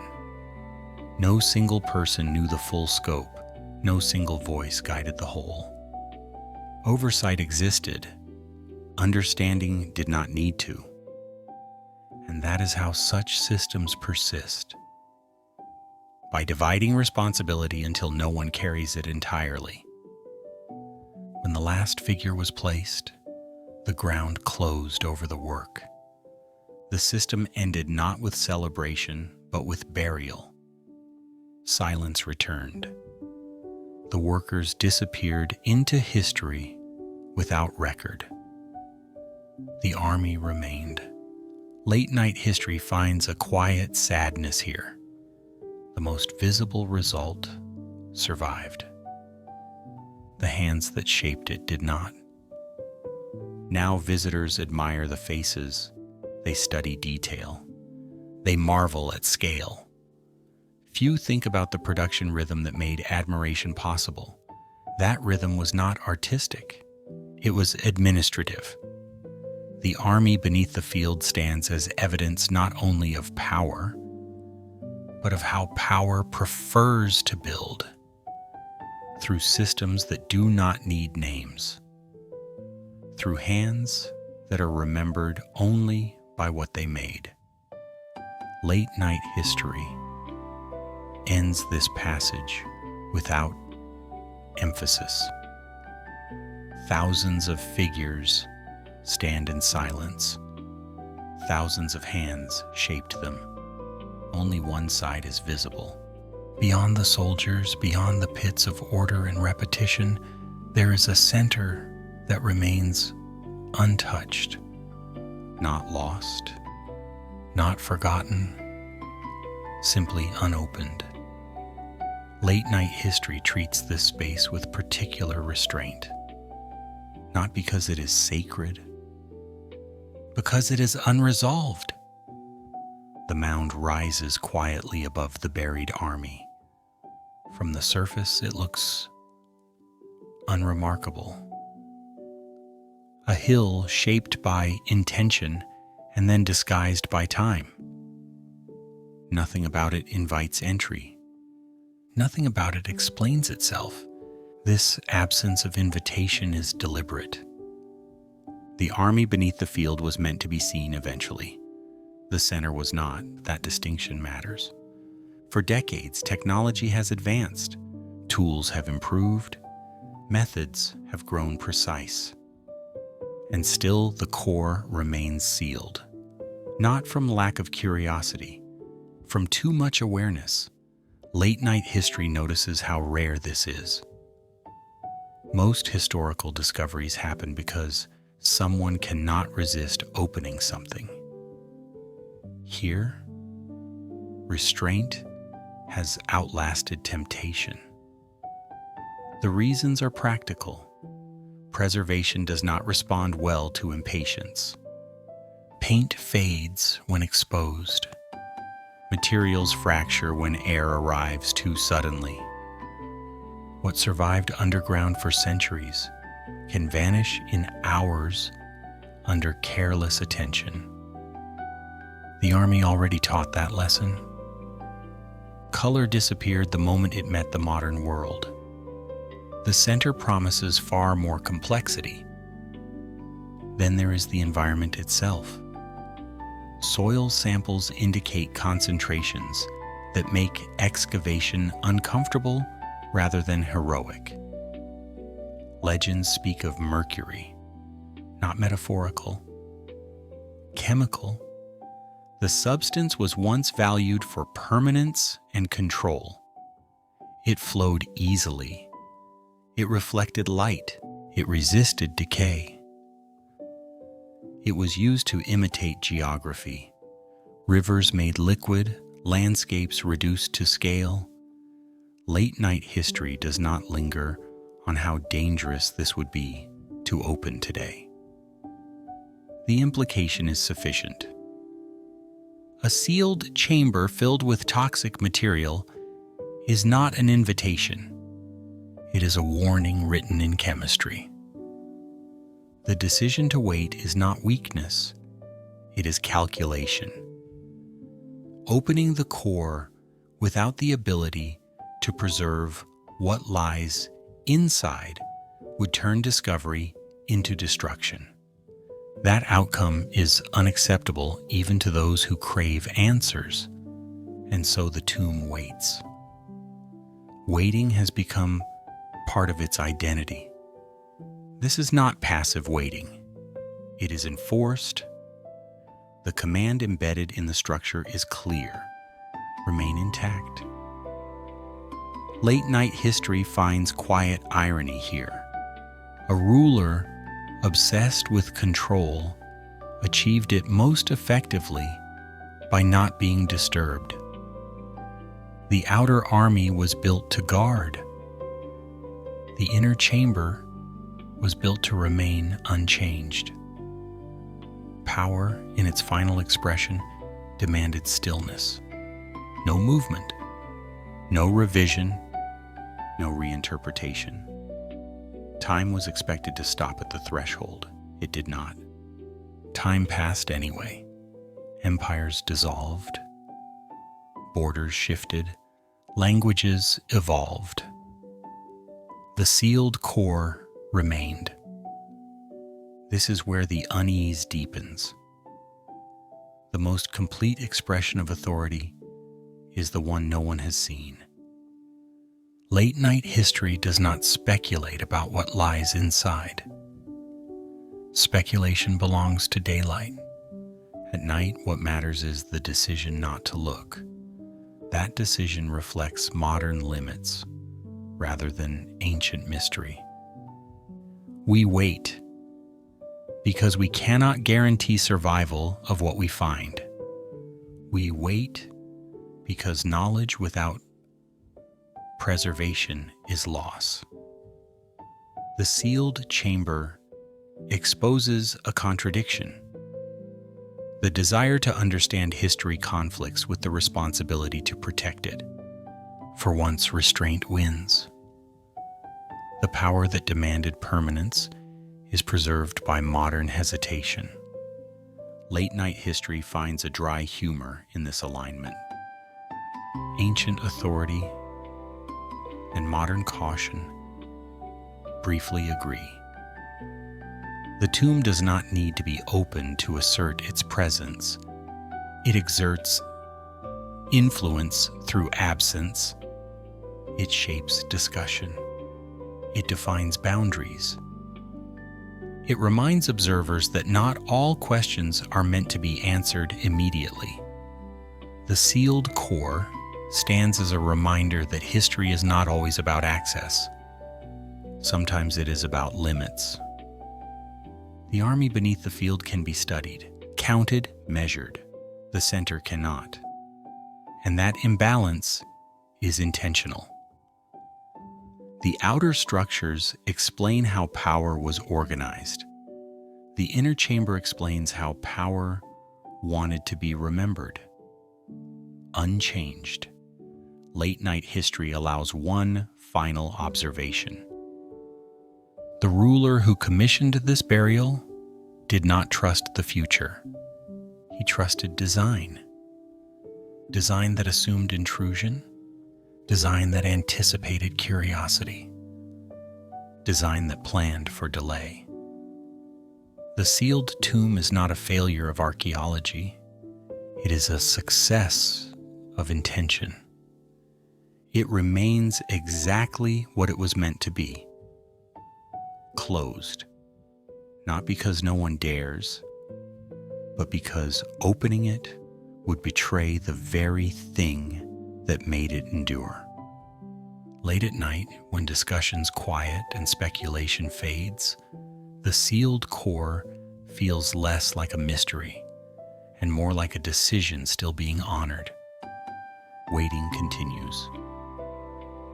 Not because time demands it, but because history sometimes survives best when left alone. When the sealed core remains untouched, attention drifts outward again. Not upward, not forward, but sideways, into the space where the soldiers now stand beneath artificial light. They no longer wait in darkness. They no longer belong to soil or secrecy. They stand in clean rooms where footsteps echo softly and voices lower without instruction. Late-night history finds this transition quietly unsettling. The army has not changed position. Time has changed the audience. Museum lights do not imitate sunlight. They flatten shadows. They remove urgency. The soldiers appear calm under this light.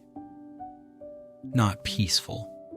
Calm in the way objects become when nothing is expected of them. They do not advance. They do not defend. They do not react. They stand. This stillness was not designed for admiration. It was designed for readiness.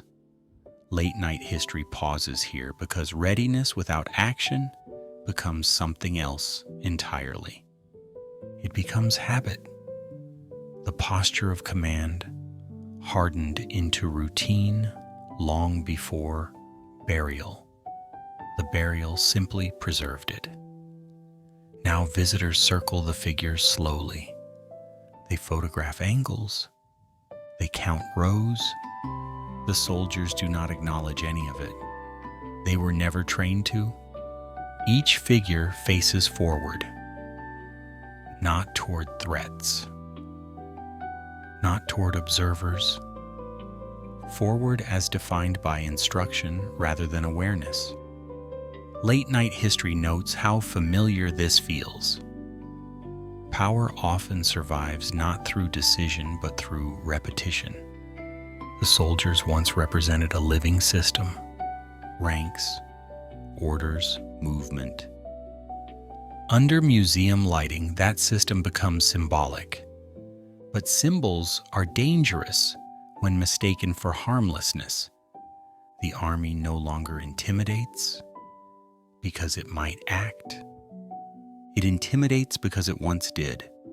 Standing before them feels like standing before a paused command, one that was never rescinded. Late-night history allows a quiet irony here. The most disciplined force in history now serves as decor, but decor with posture.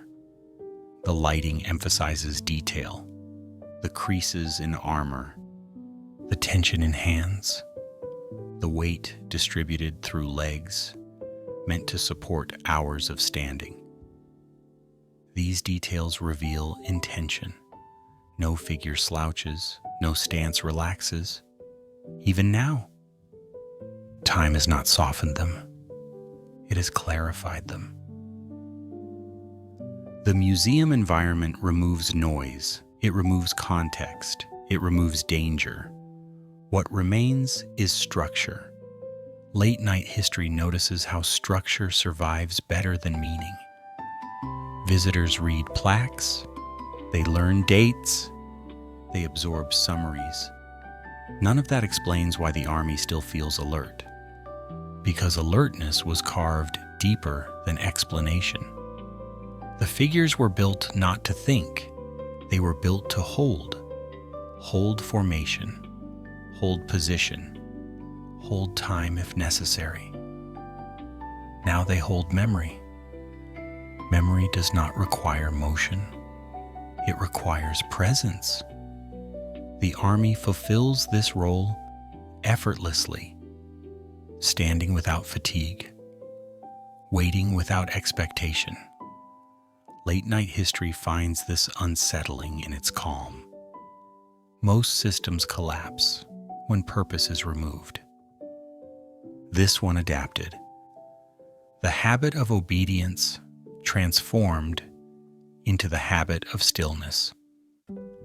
Nothing in the soldiers suggests relief. Nothing suggests disappointment. They did not hope for an afterlife. They did not anticipate recognition. They were not built for reward. They were built for continuity. Continuity now takes a different form. Instead of guarding a ruler, they guard a moment.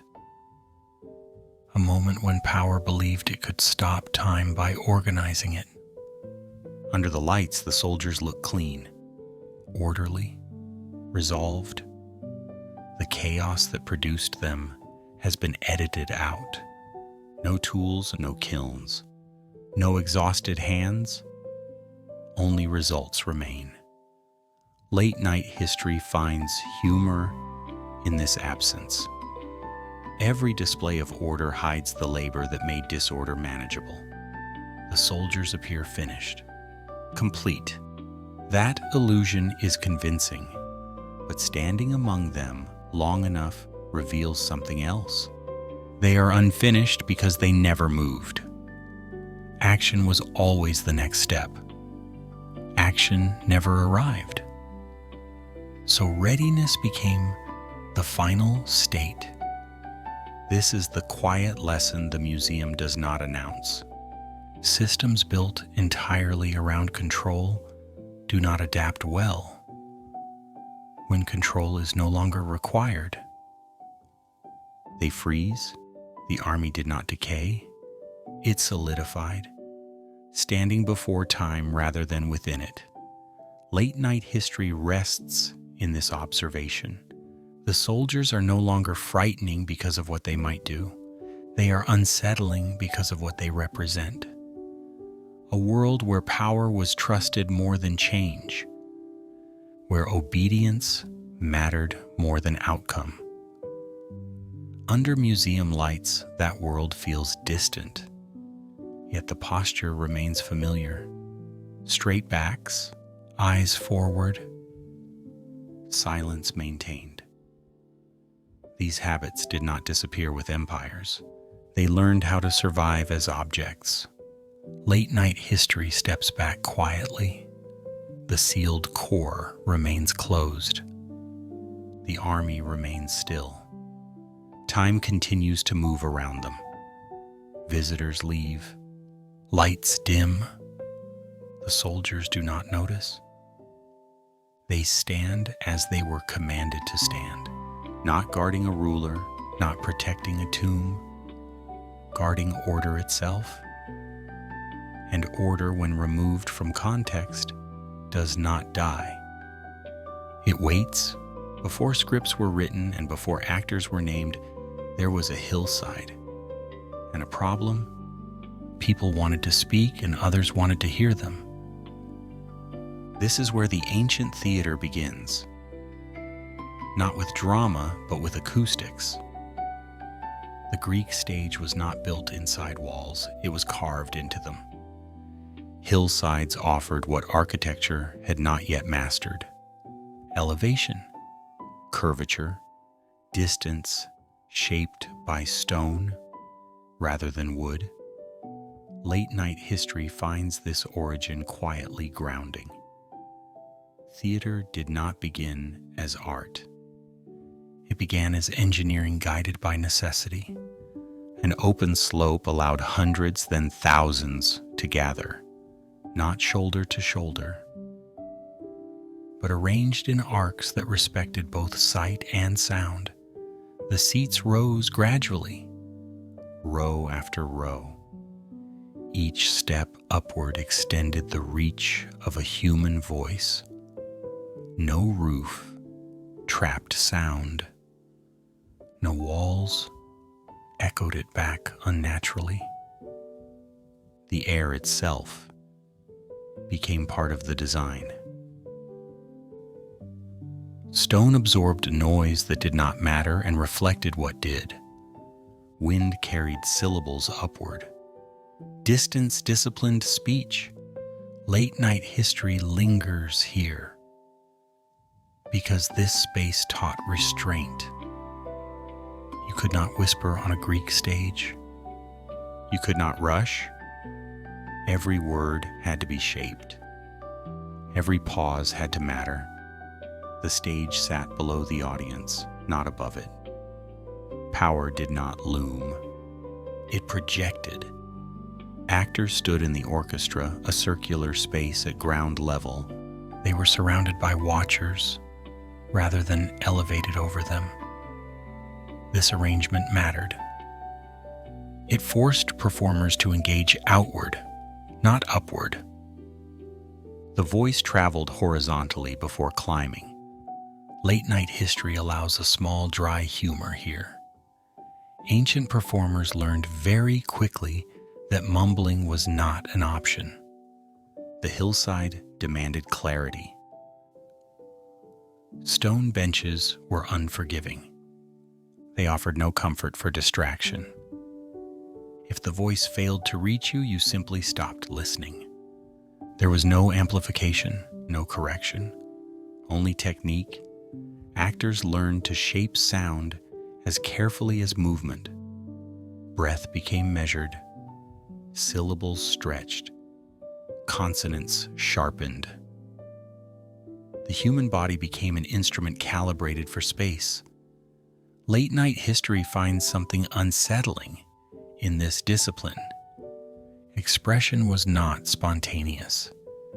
It was trained to survive distance. Masks assisted this process, not as decoration, but as function. Their exaggerated mouths helped project sound forward. Their fixed expressions carried emotion to those too far away to see subtle change. Individual faces disappeared. Presence remained. This was not intimacy, it was transmission. The theater space reinforced this. Behind the performer stood a simple structure, the skein. It was not scenery, as we understand it today. It was boundary. It framed the voice, reflected sound forward, provided a visual anchor so the audience did not drift. Late-night history notes how little was needed. Stone, slope, sky, no curtains, no elaborate sets. The environment did the work. The audience became part of the mechanism. Thousands of bodies sitting still created silence dense enough to carry sound. Attention was collective. Distraction was visible. If people shifted, the performance suffered. This created an unspoken contract. Speak clearly, listen carefully. Late-night history appreciates how mutual this arrangement was. The stage did not dominate the audience.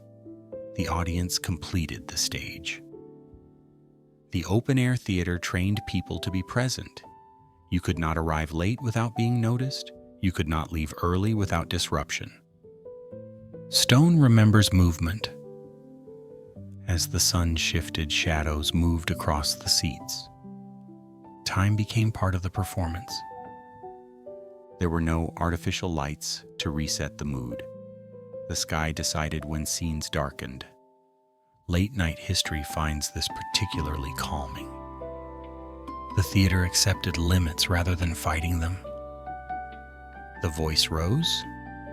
The stone listened. The hill returned, sound gently. This was not spectacle built to overwhelm. It was structure built to support. People learned how to stand, how to breathe, how to hold silence long enough for words to matter. The Greek theater space did not teach people how to act. It taught them how to be heard. That lesson outlived the stone. Even now, the logic remains. Speak clearly or do not speak at all. Respect distance. Shape sound with intention. Late-night history rests here quietly. Before stories grew complex, before characters deepened, before emotion sharpened, there was simply a hillside where humans practiced projecting their voices into space. Stone did not judge the content. It only responded to effort. And in that exchange between voice and distance, theater began. Once the hillside taught voices how to travel, the stage learned another lesson. Being heard was not enough.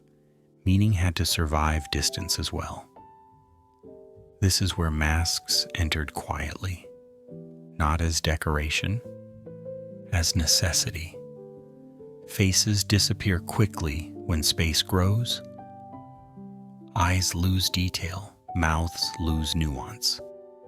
The solution was not subtlety, it was exaggeration. A mask did not hide the performer, it replaced the performer. Late-night history finds this shift unsettling in a calm way. The individual stepped back. The symbol stepped forward. Masks fixed emotion into shape. Grief stayed wide. Anger stayed tense. Joy stayed unmistakable. Nothing flickered. Nothing hesitated. The face no longer reacted. It declared, This removed personality from the equation. What mattered was not who spoke, but what was spoken. Late-night history allows a dry smile here. If you cannot see a face change, you stop waiting for it to change. The mask trained the audience to listen. Movement followed the same logic.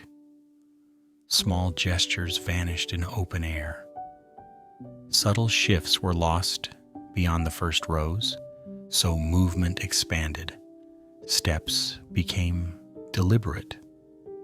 Turns became statements. Stillness became a decision rather than a pause. Every motion carried weight because it had to. Late-night history notices how discipline replaces spontaneity here. You could not fidget on an ancient stage. You could not pace nervously. The space would betray you. Actors learned to move slowly enough to be seen, firmly enough to be understood. This turned the body into language. Gesture replaced expression. Posture replaced emotion. And then there was the chorus. Not a background, not decoration, a presence. The chorus did not act as individuals. They acted as many sharing one voice. They moved together and they spoke together. They breathed together. Late-night history finds this deeply unsettling and quietly familiar. When many voices speak at once, individuality dissolves. The chorus did not argue. It commented. It reflected what the audience might feel but could not interrupt to say. Fear became collective. Doubt became shared. Recognition arrived as a group experience. The chorus stood between the audience and the actors, not physically, psychologically. They translated action into understanding. Late-night history lingers here because this technique required no technology, no amplification, no projection, only timing. The chorus entered when silence needed structure. They withdrew when the story could stand alone. Their voices layered sound over space, not to overwhelm, to stabilize. Movement reinforced this. The chorus did not wander. They formed patterns, circles, lines, turns that repeated. Repetition created rhythm. Rhythm created memory. The audience learned not by being told, but by being surrounded by agreement. Late-night history allows a quiet irony here. The most communal voice on stage belonged to no one in particular. The chorus spoke truth without ownership. This protected the message. If no one owns the voice, no one can be blamed for it. Masks helped again. A chorus member did not speak as himself. He spoke as the group. Individual consequence disappeared. What remained was collective observation. The stage became a space where ideas could be spoken safely because no single body carried them alone. Late-night history finds this unsettling for a reason. It works, even now. Crowds still respond to unified voices more readily than solitary ones. Movement synchronized still feels convincing. The ancient stage understood this instinct long before modern psychology named it. No technology was required, only structure. The hillside carried sound. The mask carried meaning. The chorus carried agreement. Together they created storytelling that could survive distance, time, and scale. Late-night history steps back gently here.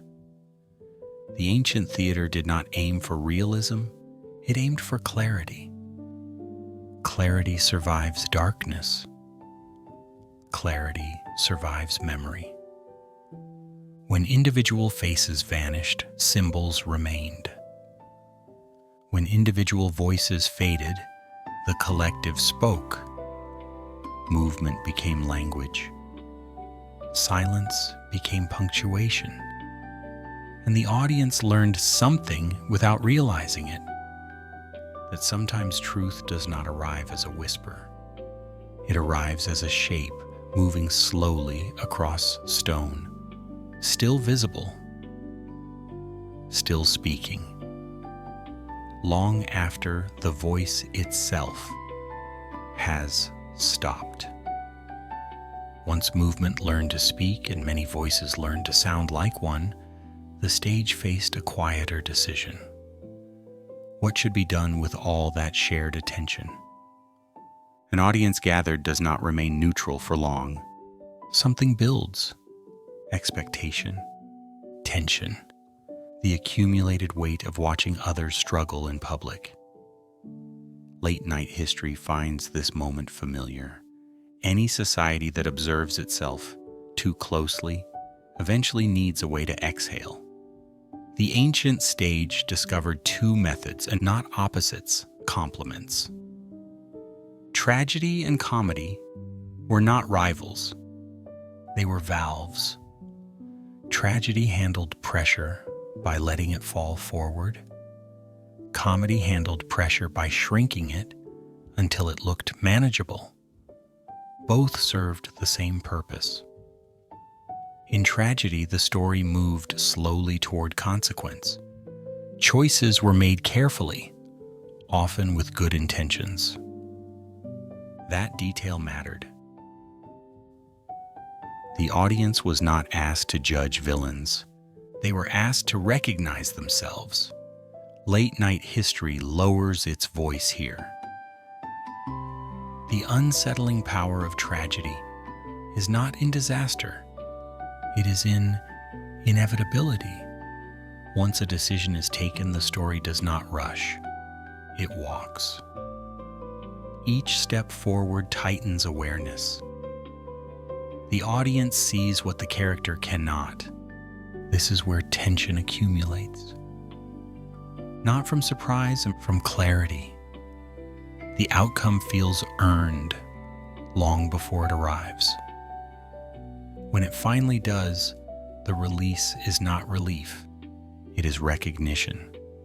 The pressure does not disappear. It settles.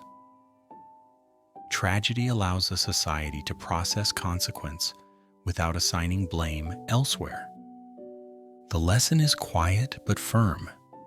Actions carry weight. Late-night history notes the discipline required for this. Tragedy does not distract and it does not soften edges. It stays with the discomfort until the audience adjusts its breathing. Comedy takes a different approach. Instead of letting pressure fall forward, it collapses it inward. Power becomes awkward.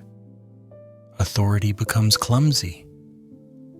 Figures who seemed large are made small. This is not rebellion. It is reduction. Comedy does not destroy hierarchy. It bends it until it loses its threat. Late-night history allows a dry smile here. Nothing survives mockery quite like power that refuses to acknowledge it. In comedy, mistakes multiply. Confidence backfires. Plans unravel quickly. The audience laughs not because the situation is solved, but because it is exposed. Laughter is release without resolution. Where tragedy teaches restraint, comedy teaches proportion. The world may be serious, but it is rarely as serious as it pretends. Comedy shrinks fear by making it visible and awkward powerful figure slips. A clever plan collapses under its own complexity. Authority forgets a detail, and everything follows. Late-night history notices how gentle this release can be. No lesson needs to be announced. The audience learns through relaxation. The pressure leaves the body before it leaves the mind. These two forms alternated not by accident. A society that experiences only tragedy grows rigid.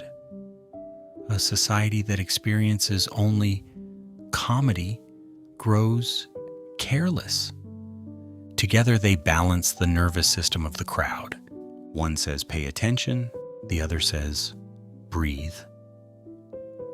Late-night history finds something quietly modern in this rhythm. We still do it.